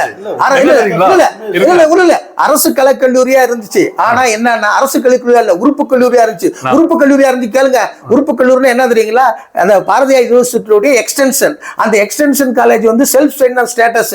ஒரு புள்ள ஸ்டூடெண்ட் படிக்கிறேன்னா 50,000 ரூபீஸ் 20,000 ரூபீஸ் செல்ஃப் ஃபைனான்ஸ் படிக்கணும். இதை நான் கவனத்துக்கு வந்த பிறகுதான் நான் வந்து அசம்பிளில தொடர்ந்து கேள்வி ரைஸ் பண்ண பின்னாடி தான் அது அரசு கல்லூரியா வந்து கொண்டு வந்து இதே நேரத்துல ஹாஸ்பிட்டல் பாருங்க, நம்ம ஹாஸ்பிட்டல் இது என்ன செஞ்சாங்கன்னா நான் கேட்கிறேன், அன்னைக்கு வந்து சுகாதாரத்துறை அமைச்சர் விஜயபாஸ்கர் இந்த மாதிரி வந்து ஊட்டி வந்து மெடிக்கல் காலேஜ் ஆச்சுங்க, அங்க வந்து மெடிக்கல் காலேஜ் இருக்குது, அதனால அந்த காலேஜ் வந்து கூடலூர் வந்து இது பண்ணுங்க அரசு தலைமை மருத்துவமனை கொடுங்க. அவர் வந்து என்ன சொல்றாரு என்கிட்ட, அந்த கான்செப்டே இல்லைன்னாரு. ஆனா இப்ப அந்த கான்செப்ட் வந்து யாரு கொண்டு வந்தா, இன்னைக்கு இருக்க முதலமைச்சர் யாரு, அதாவது இந்த மாதிரி இதுக்குள்ள இன்னைக்கு இருக்க முதலமைச்சர் என்ன செஞ்சாரு, எந்த மாநிலத்துல வந்து தனிப்பட்ட முறையில 7 மெயில் அனுப்பிச்சிருக்கோம். சரி எப்படி இருந்தாலும் இந்த வந்து செயலாளர் வந்து ராதாகிருஷ்ணன் சார் இருந்தாரு. சரி இல்ல இந்த முதலமைச்சர் ரொம்ப கஷ்டப்பட்டு இல்ல அன்னைக்கு செயலாளர் இல்ல அதே ராதாகிருஷ்ணன் தான் அன்னைக்கு இருந்தாரு, இன்னைக்கு அந்த ராதாகிருஷ்ணன் இருந்தாரு. அப்ப என்ன சொன்ன அன்னைக்கு முதலமைச்சர் பேசுறேன்னு சொல்லிட்டு ரொம்ப ட்ரை பண்ணு, காலையில மத்தியானம் சாயங்காலம் அப்புறம் அடுத்த நாளுக்கு 4 நாள் எல்லாம் இழுத்தடிச்சனால பேச முடியல. இந்த தலைமை மருத்துவமனை பேச முடிஞ்சது அன்னைக்கு கான்செப்ட் இல்ல அப்படின்னு சொன்னது இன்னைக்கு வந்துருச்சு இல்ல, அது எப்படி கொண்டாங்க, அது வந்து எல்லாரும் ட்ரை பண்ணாங்க சார். தமிழ்நாட்டுல ஒரு பார்ட்ல இல்ல எல்லாரும் இல்ல இந்த அரசு என்னன்னா, இப்போ நான் முதல்ல அந்த அரசு கலை கல்லூரின்னு சொன்ன உடனே எனக்கு my sincere thanks to mister Miller அண்ணா. இல்ல அன்னைக்கு சரி கொண்டு வந்தாங்க. ஆனா அதுல பில்டிங் இல்ல ஒண்ணும் இல்ல. இந்த நாடாளுமன்ற உறுப்பினர் வந்து மில்லர் அண்ணான்னு சொல்லி மில்லர் சார் தான் வந்து பண்ண மாதிரி இப்போ பப்ளிக் எல்லாம் தெரிஞ்சு போச்சு, ஒரு ஐகான் ஆயிடுச்சு அவருக்கு. அவர் ஆட்சி அது ஏடிஎம்கே அதை விடுங்க, நான் என்ன சொல்றேன், இல்ல இல்ல அது அப்படி இல்ல. திராவிடமணி அவர்கள் 10 ஆண்டு ஆண்டிருக்கீங்க, எங்க நீலகிரி மாவட்டத்தில் எம்எல்ஏ இருக்கீங்க. இப்பவும் இந்த 5 ஆண்டுகள்லயும் உங்களோட தலைமையில தான் அங்க ஆட்சி நடக்குது. உங்களோட தலைமை மீன்ஸ் உங்களோட கட்சி ஆட்சி தான் நடந்திருக்கு. ஐகானிக்கா இப்ப அன்னைக்கு வந்து அவர் கலைக்கல்லூரி கொண்டு வந்தாரு நம்ம கூடலூர்ல. சார் உங்க குழந்தைங்களை எந்த ஊர்ல படிச்சாங்க சார்? இல்ல ஐடிஐ பாருங்க, உப்பட்டில இருக்கு தெரியுங்களா? ஐடிஐ வந்து உப்பட்டில இருக்கு. நான் என்ன சொல்ல வரேன்னு இவர் முதல்ல புரிஞ்சுட்டாரு. இல்ல கேட்கறதுக்கு ஒரு பதில் சொல்லுங்க. இல்ல சாரோட குழந்தைங்க எங்க படிச்சாங்கன்னு கேட்டேன் சார். சரி, இங்க தான் படிச்சாங்க, பந்தலூர்ல தான் படிச்சாங்க. பந்தலூர்ல படிச்சாங்க. ஹையர் எஜுகேஷன் வந்து எங்க படிச்சது வந்து டாக்டர் படிக்கிறா, அப்ப எங்க படிக்கணும்? அது எங்க பிரைவேட் காலேஜ்ல தான் படிச்சது. இப்ப இவரோட குழந்தைங்க எவ்வளவு என்ன வயசுன்னு எனக்கு தெரியல. சார் உயர்கல்விக்கு வந்துட்டாங்களா? இல்ல, இவரு சின்ன பையன், தப்பா எடுக்காதீங்க. அப்போ வந்து நாங்க வந்து என்ன மாதிரி நிறைய பேரண்ட்ஸ் இருக்கோம். ஆனா எங்களுக்கு இங்க இல்ல சார், எங்களுக்கு ஒரு இன்ஜினியரிங் காலேஜ் இங்க இல்ல, ஒரு நர்சிங் காலேஜ் உருப்படியா கவர்மெண்ட் இது கிடையாது, ஒரு ரேடியாலஜி, பார்மசி, இன்ஜினியரிங் காலேஜ் இல்ல சார். சார் கூடலூர் பந்தலூர் ரெண்டுமே பெரிய தாலுகா சார். பந்தலூர் தாலுகா இப்போ வந்து காலேஜ் அனைத்து பலங்களும் உங்க கையில இருக்கு, ஆட்சி உங்க கையில இருக்கு, திறமையான முதல்வர், அதெல்லாம் சொன்னா கேட்கிற முதல்வர். இப்ப அதுதான் என்ன எங்களுடைய சுகாதாரத்துறை அமைச்சர் என்ன சொல்லிருக்காருன்னா, நர்சிங் கோர்ஸ் வந்து கூடலூருக்கு வந்து தலைமை மருத்துவமனைக்கு 32 கோடி வரைக்கும் நடந்திருக்குல்ல, இங்க நர்சிங் கோர்ஸ் வருவதற்கான ப்ரொபோசல் கொடுத்திருக்காங்க. நர்சிங் கோர்ஸ் வந்து இங்க வரும், எங்க நம்ம தலைமை ஏன்னா உனக்கு வந்து ஹாஸ்பிட்டல் சும்மா வந்து நீ அங்க ஒண்ணு இங்க வந்து ஒண்ணுமே இல்லாத நர்சிங் இல்லாத எத்தனை கிட்டத்தட்ட பாத்தீங்கன்னா இன்ஜினியரிங் காலேஜ் வந்து தமிழ்நாட்டுல எவ்வளவு தெரியுமா இருக்குதுங்க? எவ்வளவு இருக்குது? இல்ல பல மன்றாட்டங்கள் கேட்டு டயாலிசிஸ் சென்டர் அரசு மருத்துவமனையில, அதாவது நம்மளோட ஹெட் குவார்டர் ஹாஸ்பிட்டல்ல ஒண்ணு தெரியாது உங்களுக்கு. என்ன தெரியுமா, இன்னைக்கு இருக்கிற முத்து நான் சொல்றேன், முத்துதாஸ் இருந்தார்ல, அவர் தான் என்ன செஞ்சாருன்னா, கொரோனா வந்துருச்சு, கொரோனா பயங்கரமா பீரியட் இருந்துச்சு, இங்க நிறைய பேர் டயாலிசிஸ் எங்க போயிருக்காங்க, பத்தேரிக்கு போயிட்டு இருக்காங்க, அவங்க எல்லாம் அங்க எடுக்க வரக்கூடாதுட்டாங்க. உடனடியாக அப்ப அன்னைக்கு வந்து என்ன சொல்லிட்டு திவ்யா கலெக்டர் இருக்கிறாங்க, வேடம் இந்த மாதிரி ஆயிடுச்சு, இங்க கொரோனா இல்ல, ஆனா அந்த புஷ்பகிரி ஹாஸ்பிட்டல் வந்து நம்ம இந்த காப்பீடு திட்டம் கொண்டு வந்து அங்க நாம வந்து ஆரம்பிச்சோம்னா இவங்களுக்கு பயனா இருக்குன்னு சொல்லி அந்த அடிப்படையில் தான் புஷ்பகிரியில் அன்னைக்கே கொண்டு வந்தது. எப்ப நான் அப்ப வந்து எதிர்கட்சியில் தான் இருக்கிறேன், இருந்தாலும் அன்னைக்கு கொண்டு வந்து அந்த வந்து அதுல கொண்டு வந்து அன்னைக்கு அங்க புஷ்பகிரியில் அப்ப கொண்டு வந்து, அதன் பிறகுதான் நமக்கு இங்க வந்து அந்த பில்டிங்கை வேணும் கட்டுறதுக்கு இது கொண்டு வந்து இது உடனடியாக செய்யறதுக்கான இது இருக்குது. ஓகே, இப்போ வந்து அது நம்ம டயாலிசிஸ் சென்டர் இங்கே வருது சார். ஓகே, அக்ரீட், சந்தோஷம். இப்போ மெயினா உள்ள பிரச்சனைகள் இந்த வனம், சாரி இந்த வனவிலங்கு மனிதர் முதல், ரெண்டாவது வந்து ரோடு நீங்க வருதுன்னு சொல்லிட்டீங்க. ரோடுக்கு வந்து நேஷனல் ஹைவே ரெண்டு நேஷனல் ஹைவே NH 67 இருக்கு இல்லைங்களா, அதுல வந்து 2000 எனக்கு இந்த 4 வருஷம் டிலே பண்ணது பப்ளிக்ஸ் எல்லாம் கேட்க ஆரம்பிச்சிட்டாங்க. அது NH பத்தி கேட்க நீங்க வந்து NH விட்டுறீங்க, அதை கொண்டு போறீங்க. NH வந்து 2011 வந்து என்ன செய்யறாங்கன்னா, நான் வந்து MLA ஆகிறேன், அதை அப்ப வந்து ரோடு வந்து படு மோசமா இருக்கு. ரொம்ப படு மோசமா இருக்கும் போது என்ன செய்யறாங்கன்னா, மக்கள் வந்து பயங்கர அஜிடேஷன். நம்ம கூடலூர் மக்கள் அத்தனை பேரும் மூவே பண்ண முடியல. கூடலூர் அதாவது 3 மணி நேரம் ஆகும் எங்க போறதுக்கு, ஊட்டிக்கு போறதுக்கு, அவ்வளவு படு மோசமா இருந்துச்சு. உடனடியாக அன்னைக்கு வந்து காங்கிரஸ் அரசு தான் இருந்துச்சு, அதுல DMK வந்து அங்க வச்சு உடனே நாங்க என்ன செஞ்சோம்னா, நான் பிரைம் மினிஸ்டருக்கு நானே பர்சனல் லெட்டர் எழுதுறேன். யாருக்கு? இந்த NH இவ்வளவு மோசமா இருக்கு, எங்களால எந்த மூவும் பண்ண முடியல, இங்க வந்து இவ்வளவு மக்கள் வந்து கஷ்டப்பட்டுக்கிட்டு இருக்கிறாங்க, எந்த வசதியும் செய்ய முடியல, அதனால இதுக்கு பண்ணணும்னு சொல்லி அவங்க என்ன செய்யறாங்கன்னா, உடனடியாக பிரைம் மினிஸ்டர் லெட்டர் எழுதுறாரு. அது வந்து டெண்டர் விட்டாச்சு, ஒரு டெண்டர் ஒப்பந்தத்தார் வந்து சரியா பணி செய்யல, அது மாதிரி நடவடிக்கை எடுத்து பண்ண, அப்பயும் காலதாமதம் ஆன பின்னாக அத்தனை மக்களும் ஒன்னா சேர்ந்து இந்த தொகுதி ஃபுல்லா ஒரு பெரிய பந்து, இந்த மாதிரி பந்து இல்லை, அன்னைக்கு வந்து NH வந்து 67க்கு வந்து நடத்தின போராட்டம் மாதிரி எந்த போராட்டமும் நடத்தல. அதன் பிறகு வந்து என்ன செய்யறாங்கன்னா, அதன் பிறகு ஆட்சி மாற்றம் ஏற்பட்ட பின்னாடி அப்பயும் அதே இப்ப இருக்க நரேந்திர மோடிக்கும் நிதின் கட்கரிக்கும் லெட்டர் எழுதணும். அவங்க என்ன அதுக்கு முன்னாடி என்ன செஞ்சாங்கன்னா, ஒரு பதில் அனுப்புறாங்க, இதுல வந்து நாங்க வந்து 300 கோடி ரூபாய் செலவாகுது, இதுல இவ்வளவு சின்ன பிரிட்ஜ் மேல கட்ட வேண்டியது இருக்குது, அதனால நாங்க வந்து நேஷனல் ஹைவே இருந்து ஸ்டேட் ஹைவேஸ்க்கு ஒப்படைச்சிருங்கிறாங்க. உடனடியாக நான் என்ன செய்யறேன்னா, நாடாளுமன்ற உறுப்பினர் ராசாவுக்கு இருந்து ஆனா இந்த மாதிரி சொல்றாங்க, இந்த ஸ்டேட் ஹைவே இந்த நேஷனல் ஹைவே வந்து ஸ்டேட் ஹைவேக்கு ஒப்படைக்கிறாங்களாம், ஸ்டேட் ஹைவே ஒப்படைச்சா இங்கே ஃபண்டு இவ்வளோக்கு வராது, அதை நீங்கள் வந்து தடுத்து நிறுத்தணும் அப்படின்னு சொன்னால் அவர் உடனே வந்து அந்த சாலை போக்குவரத்து அமைச்சரை சந்தித்து அதில் பிறகு என்ன செய்கிறாங்கன்னா அப்புறம் தான் இந்த ஸ்டேட் நேஷனல் ஹைவேவுக்கு இந்த ரோடு வருது. அதன் பிறகு தான் இந்த ட்ரெண்டில் விட்டு இந்த வேலை நடக்குது. இப்போ என்னாச்சு, யூனியன் கவர்மெண்ட் வந்து தமிழ்நாடு கவர்மெண்ட் வந்து ப்ரப்போசல் அனுப்பியாச்சு, இதுக்கு வந்து இந்த ரோடுக்கு இவ்வளோ பணம் அனுப்பணும்னு சொல்லி இதில் இவ்வளோ 6 மாதம் நம்ம கலெக்டரே வந்து நிறைய இடத்துல சொல்லியிருக்காங்க எல்லாம் அனுப்பி. ஆனால் இன்னும் வரைக்கும் இந்த நேஷனல் ஹைவே வந்து கடப்பில் போட்டு வச்சிருக்காங்க. இப்போ உங்கள் முன்னாடியே வந்து நேஷனல் டிஇ கிட்ட போய் கேட்டேன். அப்போ அவர் என்ன சொன்னார், இன்னும் ஃபண்டு ஒதுக்க இருந்தாலும் இமிடியேட்டாக கொஞ்சம் செய்யணும் அப்படிங்கிற காரணத்துக்காக ஒரு 20 லட்ச ரூபா ஒதுக்கி அந்த சின்ன சின்ன பேட்ச் ஒர்க் பண்ணிக்கிட்டு இருக்கிறாங்க. அப்புறம் சைடில் காடு வெட்டிக்கிட்டு இந்த இதெல்லாம் செஞ்சுட்டு இருக்கிறாங்க. இதுக்கு வந்து யூனியன் கவர்மெண்ட் பண்றது அவங்க வந்து மாற்றாந்தாய் மனப்பான்மையோடு செயல்படுவதனால இங்க நிதி ஒதுக்காத காரணத்தினால தான் இது வேணும்னே பழி வாங்குறது. அது தெரியாது இங்க உள்ளவங்களுக்கு. இது சில பேர் அதை தெரியாத இது வந்து ஸ்டேட் கவர்மெண்ட் ஸ்டேட் ஹைவேவுக்கு இருக்கிற அத்தனை ஃபண்டு ஒதுக்கியாச்சு. டெண்டர் வந்து கால்ஃபர் பண்ணியாச்சு. டெண்டர் வந்து என்னைக்கு வருதுன்னா அக்டோபர் 9 டெண்டர் வருது. ஸ்டேட் ஹைவே வேலை முடிஞ்சிடும். ஆனா இங்க சென்ட்ரல் நேஷனல் ஹைவே என்ஹெச்சில் வந்து நடக்கிற இந்த இதுக்கு வந்து யூனியன் கவர்மெண்ட் ஃபண்டை ஒதுக்க சொல்லி நாம எல்லாம் சேர்ந்து இப்போ அஜிடேஷன் பண்ணதான் நடக்க மாட்டேங்குது சார். அப்புறம் இன்னொரு சின்ன கேள்வி, அதாவது நம்மளுடைய தோழமை கட்சிகளோட சப்போர்ட்டோடு தான் நம்ம எல்லா சில பார்ட்டிகளில் வின் பண்ணவும் முடியும். ஏன்னா சப்போர்ட் வேணுமே இல்லைங்களா சார்? இப்போது சில இடங்கள்லாம் வந்து அவங்கள கூட நாங்கள் ப்ளேம் பண்ண ஆரம்பிச்சிட்டாங்க. நாங்கள் மீன்ஸ் பப்ளிக்ஸ், அதாவது நீங்கள் என்ன பண்ணீங்கன்ற மாதிரி. இல்லை இனி ஒரு அது இல்லை. இந்த மண் வெஸ்டர்ன் கேட் தெரிஞ்சுங்க. வெஸ்டர்ன் கேட்டை பற்றி உங்களுக்கு என்ன தெரியும்னா, மாதவ காட்கள் ரிப்போர்ட்டு, கஸ்தூரங்கன் கமிட்டி இது என்ன செஞ்சுட்டாங்க தெரியுங்களா? மாதவ காட்கள் கமிட்டி ரிப்போர்ட் என்ன சொன்னது? கஸ்தூரங்கன் கமிட்டி வந்து சென்சேஷனல் ஏரியாவை டெக்ளேர் பண்ணிட்டா எங்கேருந்து, எங்கேருந்து அந்த கன்னியாகுமரியிலேருந்து கேரளாவிலிருந்து மகாராஷ்டிரா வரைக்கும் 1 லட்சம் கிலோமீட்டர் வந்து சென்சிட்டிவ் ஜோனாக டிக்ளேர் பண்ணிட்டான். அதன் பிறகு பெரிய அஜிடேஷன் நடக்குது. எங்கள் கேரளாக்கு வெஸ்டர்ன் கேட்டில் இருக்கிறவங்க, நம்ம ஸ்டேட்டில் சவுத்தில் இருக்கிறவங்க தான் அஜிடேஷன் பண்ணுறோம். அதன் பிறகு கஸ்தூரங்கன் கமிட்டி அப்புறம் வந்து பிஜேபி எகென்ஸ்டாக செஞ்சது. இது வரக்கூடாது அப்படின்னு சொல்லுது. ஆனால் அதுக்கு பிறகு மாதவ காட்கள் ரிப்போர்ட் இந்த மாதிரி நம்ம வெஸ்டர்ன் கேட்டில் வந்து அமைஞ்சிருக்கிறதுனால தொடர்ந்து போராடிக்கிட்டு வந்ததுனால தான் இன்றைக்கு இருக்கிற நம்ம எங்கள் கூட்டணி கட்சிகள் இருந்த காங்கிரஸ், கம்யூனிஸ்ட் லீக் எதாக இருந்தாலும் இந்த கட்சிகள் எல்லாம் தொடர்ந்து போராட்டம் நடத்தி இந்த மக்கள் வந்து சேர்த்துதான் இன்னைக்கு நம்ம இந்த இடத்துல வாழ்றோம். ஏன்னா இயற்கையோடு ஒட்டி வாழ்றோம். ஆனா அவங்க பங்கு வந்து சாதாரணமா குறையிட்டு யாரா இருந்தாலும் சரி இருக்கிற இல்ல அவங்க இல்ல எல்லாருமே இதை முடிங்க. அதுல என்னன்னா இது வந்து தொடர்ந்து அவங்களுடைய போராட்டம் வந்து சாதாரணத்தை யாரையும் கணிச்சிட முடியாது. ஏன்னா இந்த மக்களுக்காக பெல்ட் ஏரியான்னு சொல்லி வந்தப்ப நீலநாயகர் எடுத்து அன்னைக்கு ஏடிஎம்கே எவ்வளவு எனக்கு இங்க வாஸ் அவுட் ஆன காரணம் தெரியும் உங்களுக்கு. ஏடிஎம்கே எவ்வளவு வாஸ் அவுட் ஆனது அதன் நிலைமை என்ன இப்ப இருக்குன்னு தெரியும். இதை தெரியாத இப்ப என்ன செய்யறாங்கன்னா, இன்றைக்கு வந்து திராவிட முன்னேற்ற கழகம் ஆட்சி வந்த பிறகுதான் இங்க வந்து இவ்வளவு பெரிய டேண்டி எடுத்துங்க.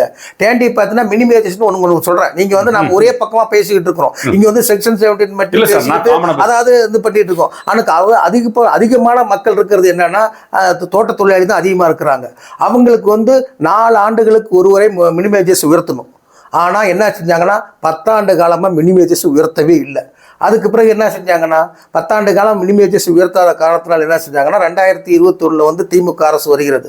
தளபதி மு.க. ஸ்டாலின் என்ன செய்யறாருன்னா நோட்டிபிகேஷன் கொடுத்து மினிமம் வேஜஸ் 425 உயர்த்துறாரு. உயர்த்திட்டாங்களா? உயர்த்தின பிறகு என்ன செஞ்சிடறாங்க, எல்லா முதலாளிகளும் சேர்ந்து வந்து ஹைகோர்ட்டுக்கு போகிறாங்க. அதன் பிறகு என்ன செய்றாங்க, தொழிற்சங்கம் இன்றைக்கு இருக்க இவர் வந்து நம்மளுடைய எம்எல்ஏ வந்து அந்த தொழிற்சங்கத்தில் மாநில தலைவர் ஏடிபியில் அவரும் சேர்ந்து கையெழுத்து போட்டு அரசாங்கம் 425 ரூபா கொடுக்குது. ஆனால் இவங்க வந்து அக்ரிமெண்ட் வேஜ்னு சொல்லி ஒரு சம்பளத்தை குறைச்சி கையெழுத்து போட்டு வந்தாங்க. அதனால தான் இந்த கேஸ் இருக்குது. அதுக்கடுத்து இந்த 4 ஆண்டு முடிஞ்சிச்சு. அதுக்கு பிறகு என்ன செஞ்சணும், மினிமம் உயர்த்தணும். அதுக்கு பிறகு என்ன செஞ்சாங்க, இப்பயே போயிட்டு கையெழுத்து போட்டாங்க. இதே இந்த எம்எல்ஏ இருக்கிற சங்கமும் சேர்ந்து அதை கையெழுத்து போட்டுருக்குச்சு. அப்ப இதனால இது மினிமம் வேஜஸ் லட்சக்கணக்கான மக்கள் பாதிக்கக்கூடியது இந்த மினிமம் வேஜஸ். இது அந்த இது அதுலயும் அந்த மாதிரி இருக்குது. அப்புறம் என்ன செஞ்சாங்கன்னா 10 வருஷமா டேண்டி தொழிலாளிக்கு கிராஜுவேட் எதுவுமே கொடுக்கல. அதன் பிறகு 10 வருஷமா கிராஜுவேட் அதுக்கு கூட யாரும் தப்பா எடுக்க வேண்டாம். அதுக்கு கூட நான் வந்து ரொம்ப இம்பார்ட்டன்ஸ் கொடுக்கல. எனக்கு இன்னைக்கு நம்மளோட மெயின் சப்ஜெக்ட் வனவிலங்கு மனித மோதலும் அது வந்து ஒரு 2 அரசாங்கம் நினைச்சா பண்ணலாம், இல்ல நம்ம அரசாங்கம் நினைச்சா பண்ணலாம். இல்ல மனிதர்களை படுகொலை செய்த யானையை பிடிப்பதற்கு, அது மட்டும் இல்லை, மற்ற யானைகள் ஆகட்டும், அதாவது நிறைய இல்லை, ஒரு 3 யானை 4 யானை தான் இத்தனையும் யானை கூட்டங்கள்ல இருந்து மனிதனுக்கு அச்சுறுத்தலாக இருக்கு. ஏன் நீங்க வந்து ஆளும் திமுக அரசு முன்னின்று இதுக்காக ஒரு இல்ல அது தொடர்ந்து வைலண்ட் அது பண்ற அந்த வைலண்ட் இது பார்த்தா நமது நாடாளுமன்ற உறுப்பினர் ராசா அவர்களும் மாவட்ட செயலாளர் மற்றவர்களும் நம்முடைய முதலமைச்சருடைய கவனத்துக்கு எடுத்து சென்று வனத்துறையினுடைய கவனத்துக்கு எடுத்து சென்று நேற்றைக்கு அதை வந்து பிடிப்பதற்கான உத்தரவை பெற்றிருக்கிறார்கள். அடிக்கல அதற்கான நடவடிக்கை இன்றைய ஆரம்பிச்சிருக்கிறார்கள். ஆர்கே இன்னைக்கே நடவடிக்கை ராதாகிருஷ்ணன் ஒரு ஆள் அட்டாக் பண்ணிருக்கு. ஊருக்காரங்க செஞ்சு ராதாகிருஷ்ணன் பேர் வச்சுட்டாங்க. மக்கள் கேட்பாங்க இல்லையா? இன்னைக்கு ஆரம்பிச்சுட்டாங்க. நேற்றைக்கு ஆர்டர் வந்தது, உடனடியாக அதற்கான நடவடிக்கை எடுத்துட்டு இருக்காங்க. ஏன்னா அது சில இது நாம் சொன்னா அது ஹியூமன் பீயிங், அனிமல் பீயிங் இதெல்லாம் இருக்குல்ல உங்களுக்கு. அப்ப அதுக்கு தகுந்த மாதிரி அதுல இது பண்றதுக்கு தான் இருக்குது. நமக்கு வந்து என்னன்னா மெயின் காரணமே இந்த லேண்ட் ஸ்கேட்டர்ட் தான். லேண்ட் வந்து ஸ்கேட்டர்டா இருக்குது. அதை ஸ்ட்ரீம் லைன் பண்றது தான் இன்னைக்கு முதலமைச்சர் முடிவு எடுத்திருக்காங்க. அதுல வந்து 202/95 இருந்து இந்த கேஸை பிரிச்சுட்டா அத்தனை பிரச்சனையும் தீந்துரும். அது இன்னும் 2 மாதத்துக்குள் முடிகிறதுக்கான சாத்தியக்கூறு அத்தனையும் உள்ளது. ஏன்னா கடந்த ஆட்சிக்காரர்கள் செய்த பெருந்தவறு என்னன்னா 16A சாதாரண இல்லை, 16A கொண்டு வந்து 29 ஏக்கரை வந்து ரிசர்வ் ஃபாரஸ்ட் ஆக்கியாச்சு. அதுல வந்து 50% மக்கள் இருக்காங்க. அந்த மக்களுக்கு என்ன பதில் சொல்லுவாங்கன்னு சொல்லி நம்மளுடைய அன்றைய முதலமைச்சர் எடப்பாடியாரும் இன்னைக்கு நம்மளுடைய எம்எல்ஏ பதில் சொல்லட்டும். இல்ல நம்ம வந்து ஒரு சேலஞ்சாவோ இல்ல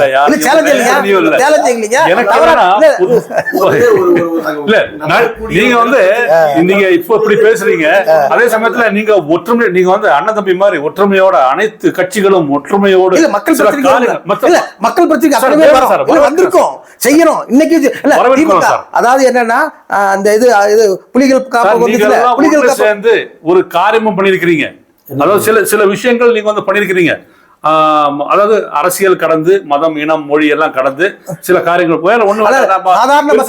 சாதாரண மக்கள் பாதிக்கும் போது அது வந்து அந்த மாதிரி தேவைகள் வரும்போதும் அது நியாயமா இருக்கும் பொழுதும் அத்தனை பேரும் வரல. ஏன்னா அது நீதிமன்ற தலையீடு இருக்கிறதுனால நம்ம வந்து பெருசா எல்லாம் பத்தி பேசக்கூடாது. பட் நான் என்ன கேட்க போறேன்னா, இப்படி ஒற்றுமையா நீங்க தேவைப்படும் போது ஒண்ணு கூடுறீங்களே, நீங்க ஒண்ணு கூடி ஏன் சார் ஓவர் பிரிட்ஜ் நீங்க பண்ணக்கூடாது? ஓவர் பிரிட்ஜ் நடவடிக்கை நான் எடுத்திருக்கிறேன். அன்னைக்கு வந்து என்ன செஞ்சிருக்கேன்னா, இல்ல ஓவர் பிரிட்ஜ் இல்ல கேளுங்க, அதாவது ஓவர் பிரிட்ஜ் இருக்கும்போது நிதின் கட்கரிக்கு லெட்டர் எழுதிருக்கு. அப்போ வந்து இப்ப இருக்கிற நிதின் கட்கரி தான் சாலை போக்குவரத்து அமைச்சர், மத்திய சாலை. அவருக்கு நானே அதற்கான அவரு அந்த ஒருத்தர் வந்தாரு, இங்க கூடலூருக்கே வந்தாரு. அதாவது நிதின் கட்கரிக்கு வந்திருக்காரு தெரியும் நினைக்கிறேன் உங்களுக்கு. நிதின் கட்கரி வந்து போய் பார்த்திருக்காரு. ஒரு 17 கிலோமீட்டர் தானே, அதற்கான வாய்ப்பு. ஆனா என்னன்னா இது வனத்துறை அது ரிசர்வ் இதுக்குள்ளது, எம்டிஆருக்குள்ள இருக்குது.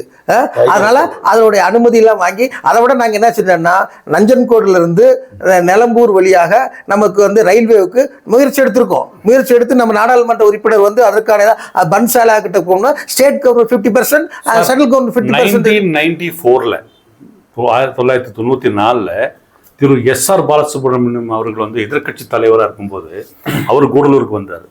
அன்றைக்கி நான் அவரை பேட்டி காண்றேன். அன்றைக்கி முதல்வர் நம்ம வந்து மாண்புமிகு தமிழக முதல்வர், இன்றைய முதல்வர், அன்றைக்கி வந்து தளபதி சரிங்களா, SRB அவர்களை நான் பேட்டி கண்டப்போ அன்றைக்கி வந்து அவர் தான் சொன்னார், இந்த நிலம்பூர் வழியில் ரயில்வே சார். அது 94 கதை சொல்றேன் சார். இன்னைக்கு 2000 அப்டேட் பண்ணிருக்குது. அவங்க என்ன சொன்னாங்க, 2025 சார். இல்ல இதுக்கான நடவடிக்கை உங்களுக்கு ரயில்வே கேரளாவில் ரயில்வே கமிட்டி ஒன்று இருக்கு. அவங்களும் சேர்ந்து நாங்களும் சேர்ந்து டெல்லிக்கு போறோம். டெல்லிக்கு போய் பன்சாலாவை பார்க்குறோம். அது நாடாளுமன்ற உறுப்பினர் ராசா அவர்கள் ஏற்பாடு செஞ்சு அது அவரும் வந்திருந்தாரு. அவர் லெட்டர் எடுத்து கொடுக்காரு. 3 நாடாளுமன்ற உறுப்பினர் யார் கேரளாவில் இருக்கிற, அங்க நம்ம வந்து மலப்புரம் அங்க ஒரு MP, இங்க வந்து அந்த இது இந்த MP கர்நாடகா 3 MPகளும் சேர்ந்து இந்த இதுக்கு வந்து நஞ்சன்கோடுல இருந்து நம்ம நிலம்பூர் வழியாக அந்த அப்டேட் பண்றது எங்க, நஞ்சன்கோடு வந்து நிலம்பூர் வழியாக வர்றதுக்கு எப்படின்னா இதுல வந்து கிளண்ட்ரா இது ஐயங்கொல்லில இருந்து கிளண்ட்ராக்கு வந்து கிளண்ட்ராக்கில் போறதுக்கான அப்டேட் பண்றதுக்கான அத்தனை நடவடிக்கை எடுத்தாங்க. அவங்க கேரளா கவர்மெண்ட் அன்னைக்கு இருந்துச்சு, அன்னைக்கு ADMK கவர்மெண்ட் தான் இருக்குது. அவங்க அதுக்கு ஒத்துக்கல. அவர் என்ன பன்சால் என்ன சொன்னா, இப்ப state government is 50%, we sponsor 50%. அவங்க ஓகே, யாரு Kerala government, but Tamil Nadu government not. இப்பதானே இது அதுக்கு அப்டேட் நடந்துகிட்டு இருக்கு. ஆமா சார், இப்ப நீங்க இருக்கீங்க, நீங்க பண்ணலாம். இல்ல முக்கியமான மேட்டர் சார், ஸ்டேட் கவர்மெண்ட் பண்ண வேண்டிய சில முக்கியமான வேலைகள் இந்த வழி, அதாவது இந்த ஓவர் பிரிட்ஜோட மேட்டர். தாராளமா இம்ப்ளிமெண்ட் அது பண்ணலாம். அதுக்கு சட்டசபையும் பாராளுமன்றமும் நினைத்தால் நடக்காது என்ன சார் இருக்கு? மத்திய அரசு ஒன்றிய அதான் அரசு சார் பாராளுமன்றத்துக்கு எந்த இதுவும் செஞ்சு தர மாட்டேங்கிறாங்களே. நாங்க தமிழ்நாட்டுல எந்த ப்ரொபோசல் கொண்டு செவி சாய்க்கிறது இல்லையா? அதுக்கு என்ன பண்ண சொல்றீங்க? ஏன்னா எஜுகேஷன் கொடுக்கறது இல்ல, இங்க என்ன எஜுகேஷன் கொண்டு வரது இல்ல. ரெண்டு பேரும் மாறி மாறி எம்எல்ஏ இருக்கறனால கூடுதல் பொண்ணு கிடைக்கிற மாதிரி. ஏங்க அப்படி இல்ல, என்னோட நகர சார் அப்படிதான் சார் ரோடு ரொம்ப மோசமா கிடக்கும். நான் கிராஸ் பண்ணும்போது என்னை பார்த்துட்டு வேணும்னு ஆட்டோக்காரங்க விடுவாங்க, எனக்கு என் மேல சேர் அடிக்கிறதுக்கெல்லாம் ட்ரை பண்ணுவாங்க, குடியில விடுவாங்க, வண்டியெல்லாம் விடுவாங்க. அவ்வளவு மோசமா இருக்கும். ஏன்னா என்ன பண்றது, தமிழ்நாடு நம்ம பாருங்க 6 மாசமும் ப்ரொபோசல் கொடுத்துருக்காங்க. எங்குது என்ஹெச் டி ஆகட்டும், டி லெவல்ல டிவிஷன் என்ஜினியர் லெவல்ல 6 மாசமா அவங்களுக்கு ப்ரொபோசல் கொடுத்து அது அங்கிருந்து வர தமிழ்நாடு எங்கிருந்து ப்ரொபோசல் தமிழ்நாட்டுல இருந்து நீலகிரி கூழ்ந்து வரத கடப்புல போடுந்தா மத்திய அரசு அப்படி ஒரு நிலையில இருக்க நிலப்பாடு எடுக்கும் போது எப்படி செய்ய முடியும்? மழை காலம் முடியறதுக்கான எஸ்எச் வேலை தொடங்கிறதுக்கு ஆயத்தம் ஆயிடுச்சு. ஸ்டேட் கவர்மெண்ட் ரெடி பண்ணிட்டாங்கல்ல. யூனியன் கவர்மெண்ட் இவங்க அலையன்ஸ் தானே, அவங்கள அலையன்ஸ் தானே இருக்குது. ஏன் நம்மளோட கூடலூர் சட்டமன்ற உறுப்பினர் இருக்காரு, அதிமுக உறுப்பினர் தானே இருக்காரு. அவங்க தலைவர்கிட்ட எடப்பாடி கொண்டு போய் நாளைக்கு எடப்பாடி போறாரு, அமித்ஷா பாக்கிறதுக்கு போறாரு, 3 மணிக்கு டைம் வாங்கியிருக்கிறாரு.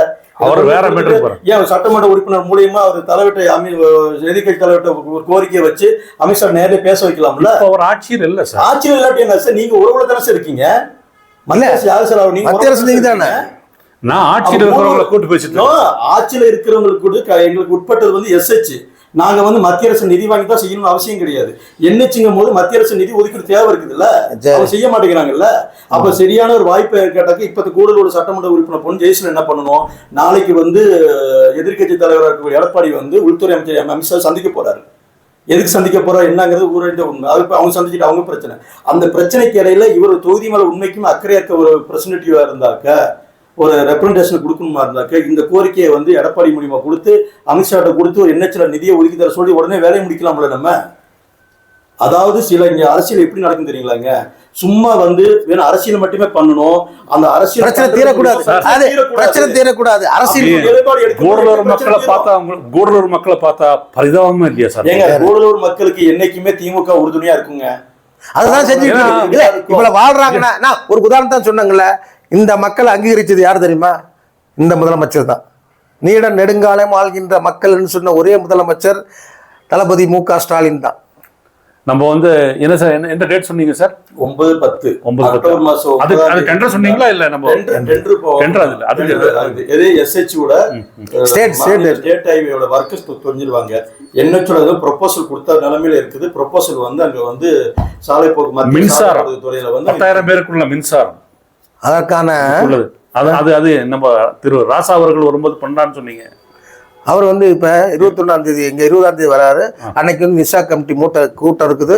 அந்த கூட்டத்தில் இருக்கப்பட்ட ஏற்கனவே எடுத்த நடவடிக்கை இனி எந்த நடவடிக்கை எடுத்து நல்ல ஒரு முடிவு நாங்கள் எதிர்பார்க்கிறோம். கண்டிப்பா எடுப்பாரு. ஏன்னா நல்ல ஒரு முடிவு ஏன் எதிர்பார்க்கிறோம்னா, நான் முதல்ல இல்ல உங்க இதை விட ஒரு அங்கீகாரம் உங்களுக்கு ஏதாச்சும் வேணுமா? அதாவது என்னன்னா, இந்த நாம வந்து வெஸ்டர்ன் கேட்ல இருக்கிறோம். வெஸ்டர்ன் கேட்ல இருக்கிறது அதுவும் ஜென்மத்துல வந்து 80,088 ஏக்கர்ல 29,000 ஏக்கர் வந்து RF மாத்திட்டீங்க.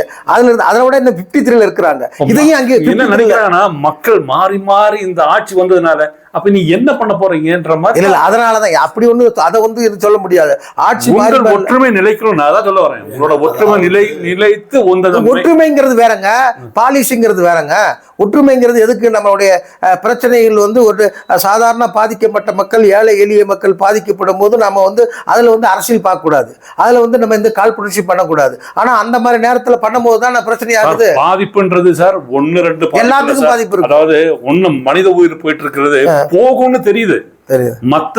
மத்த ஸ்டேட்டுங்கள்லயோ மத்த தமிழ்நாட்டுல மத்த ஊர்கள்லயோ உயிர் பறி நாளைக்கு போகும்னு சொல்ல முடியாது. கூடலூர் மட்டும்தான் நாளைக்கு வந்து நான் உயிரோடு இருக்கேன்னா நீங்க இருக்கீங்கன்னு சொல்ல முடியாது. வனவிலங்குனால மட்டும் வனவிலங்கு தொல்லை அது ஒண்ணு. இன்னொரு முக்கியமான மேட்டர் என்னன்னு கேட்டீங்கன்னா, நான் சொன்ன 10,000 பேருக்கு மேல மின்சாரம் இல்ல இருள இருக்காங்கன்னு சொல்லிட்டு நான் சொல்ல நம்ம டேட்டா சொல்லுது ஒண்ணு. ஆனா அசம்பிளில நான் எடுத்த அந்த கவனஈர்ப்பு தீர்மானத்துக்கு அன்றைய மின்சாரத்துறை அமைச்சர் வந்து 6,000 சொன்னாரு. 6,000 பேர். ஆனா அதுக்கு என்ன காரணம் சொன்னாங்க இல்லங்க, அதுக்கு சொன்ன அவர் விளக்கம் எது? இருட்டு தானே சார். இங்க பாருங்க, நீங்க உச்சநீதிமன்றம் அவர் வந்து அவர் சொன்ன அந்த பதில் வந்து அசம்பிளி ப்ரொசீடிங்ல பதிவாயிருக்கு. அதை வந்து நீங்க இன்னைக்கு தகவல் கேட்டீங்கன்னா சொல்லுவாங்க அது என்ன பதில், நான் என்ன பேசினேன், அதுக்கு என்ன பதில் சொல்லிருக்காங்க சார். நான் இப்போ இத பூதான் கேக்குறேன், ஏன் டிலே பண்றீங்க? பொதுவா டிலே எங்களால இல்ல, டிலே வந்து ஆட்சியாளர்கள் கடந்த ஆட்சியாளர்கள் செய்த குளறுபடினால கேக்குறாங்க. இதுக்கு முன்னாடி 10 வருஷம் அவங்க ஆண்டாங்க சார். ஒரு மாநிலத்தினுடைய முதலமைச்சர் அன்னைக்கு அவங்க வந்து சரி, நீங்க தமிழ்நாட்டுல உங்க வயசுக்கு எத்தனை முதலமைச்சர் பார்த்திருப்பீங்க, என் வயசுக்கு எத்தனை முதலமைச்சர் பார்த்திருப்போம். இப்ப ஒரு அதாவது திராவிட முன்னேற்ற கழக தலைவராக இருக்கக்கூடிய ஒரு முதலமைச்சர் வந்து கூடலூர் தொகுதிகளுக்கு நிலவக்கூடிய பிரச்சனை, நில பிரச்சனையாக இருக்கட்டும், கரண்ட் பிரச்சனையாக இருக்கட்டும், இதுக்குன்னு 2 மணி நேரம் அதுக்குன்னு டைம் ஒதுக்கி கூடலூர் ஒரே ஒரு தொகுதிக்கு 234 தொகுதியில் இருக்கிறதுல கூடலூர் தொகுதிக்கு மட்டும் சிறப்பாக ஒரு 2 மணி நேரம் டைம் ஒதுக்கி நம்ம நீலகிரி பாராளுமன்ற மாநிலத்துக்குரிய ராசா அவர் எடுத்த முயற்சினால இங்க இருக்கக்கூடிய பிரச்சனை வந்து எப்படியா தீர்க்கணும் முயற்சி கொண்டு போய் சிஎம் சொல்றாரு.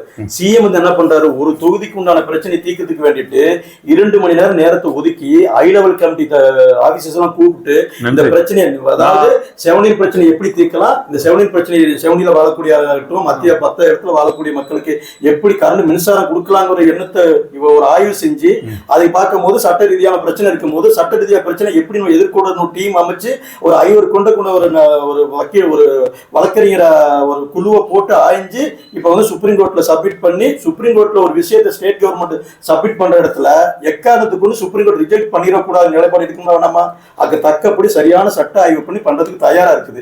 அப்ப நீங்க வந்து இப்ப என்ன கேட்க போறீங்க, இப்ப ஏற்பட்ட தலைவரை வச்சுக்கிட்டு இப்ப தலைவர் முதலமைச்சரா இருக்க நேரத்துல கூடலூர் தொகுதி மக்களுக்காக வந்து 2 மணி நேரம் டைம் ஒதுக்கி இவ்வளவு பெரிய ஐலவர் கமிட்டி தலைவர்லாம் கூப்பிட்டு ஒரு முடிவெடுக்கும் நிலைப்பாட்டுக்கு வந்திருக்கிறாருல்ல, அது சொன்ன உடனே நடக்க போகுது. நடக்கிறதுக்கு முன்னாடியே வந்து நான் இன்னொன்னு பிரச்சனை கேட்கணும் பிரதர். 10 வருஷம் அதிமுக ஆட்சியில் தானே பிரதர் இருந்தாங்க, ஏன் பிரதர் இந்த பிரச்சனை தீர்க்கல? செவனி பிரச்சனை ஏன் பிரதர் தீர்க்கல? ஏன் பிரதர் மக்கள் வாழக்கூடிய மக்கள் ஏன் பிரதர் கரண்ட் கொடுக்கல? ஆமா, அவருக்கு எம்எல்ஏ இருந்தாரு 53 முறை நான் வந்து கோரிக்கை விடுத்திருக்கேன், 53 முறை பேசுறேன்னு சொல்றாருல்ல.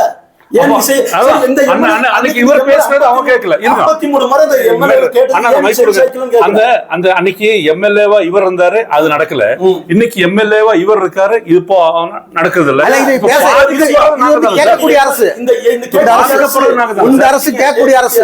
இன்னைக்கு எம்எல்ஏ வந்து அதிமுக எம்எல்ஏ இருக்கிறார் இல்லையா, ஒரு மாநிலத்தோட முதலமைச்சர் வந்து ஒரு தனியா அந்த தொகுதிக்கு தனியா சிறப்பு கூட்டத்தை போட்டு முடிவு கொண்டு இருக்கிறார் இல்லையா, இந்த செக்ஷன் பிரச்சனை எப்படி முடிவு கொண்டு வர, இங்க வாழக்கூடிய மக்களுக்கு எப்படி கரண்ட் கொடுக்கணும் சொல்லி போட்டு ஒரு நிலைப்பாடு எடுக்கிறதுக்கு முடிவு கொண்டு வந்திருக்காரு இல்லையா. அப்படி செஞ்சாரா?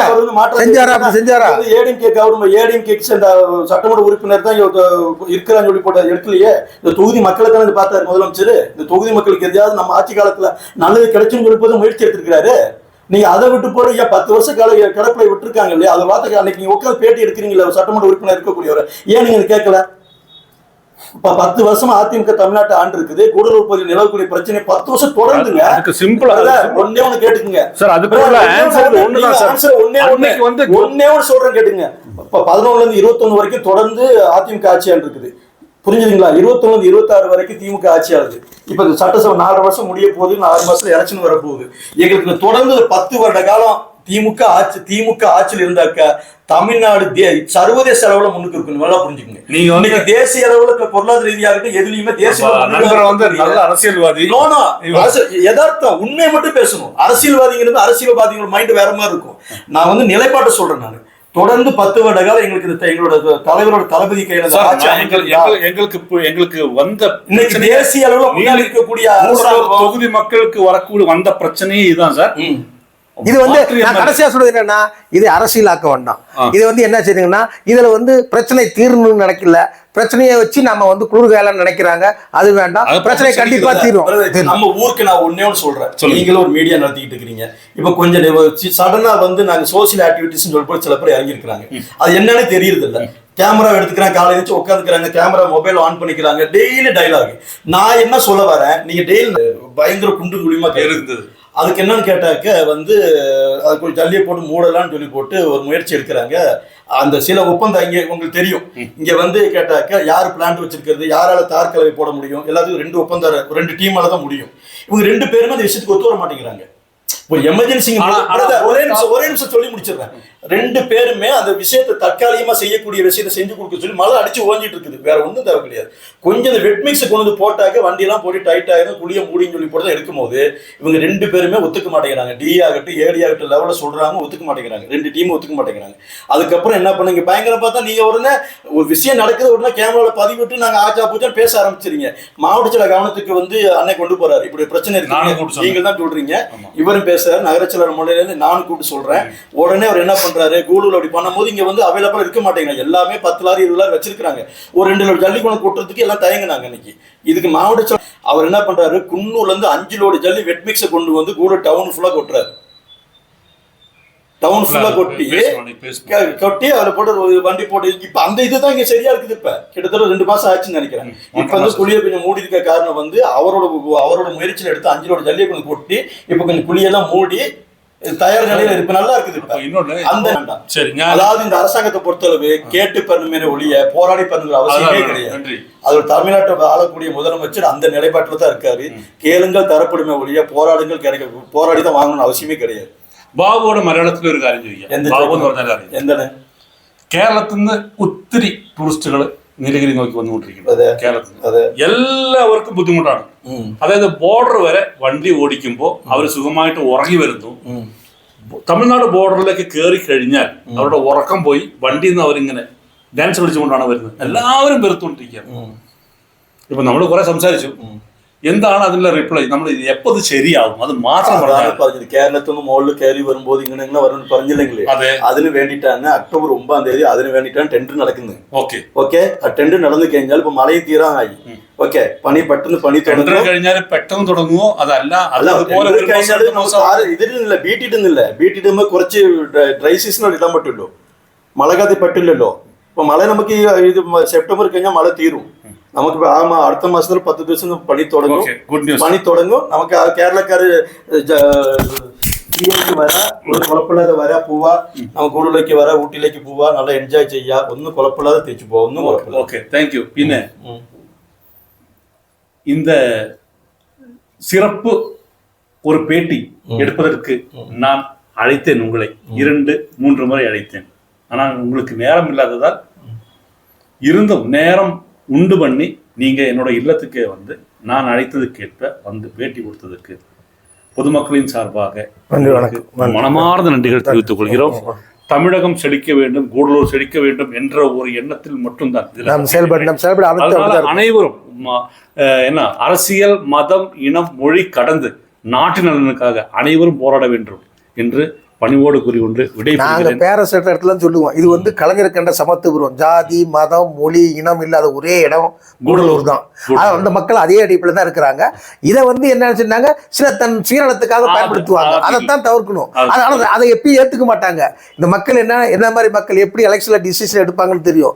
1000 இருந்தாலும் அவ எப்பயுமே திராவிட முன்னேற்ற கழகத்தை ஆதரிக்கக்கூடிய மக்கள். கண்டிப்பா. ரொம்ப நன்றி சார், வணக்கம்.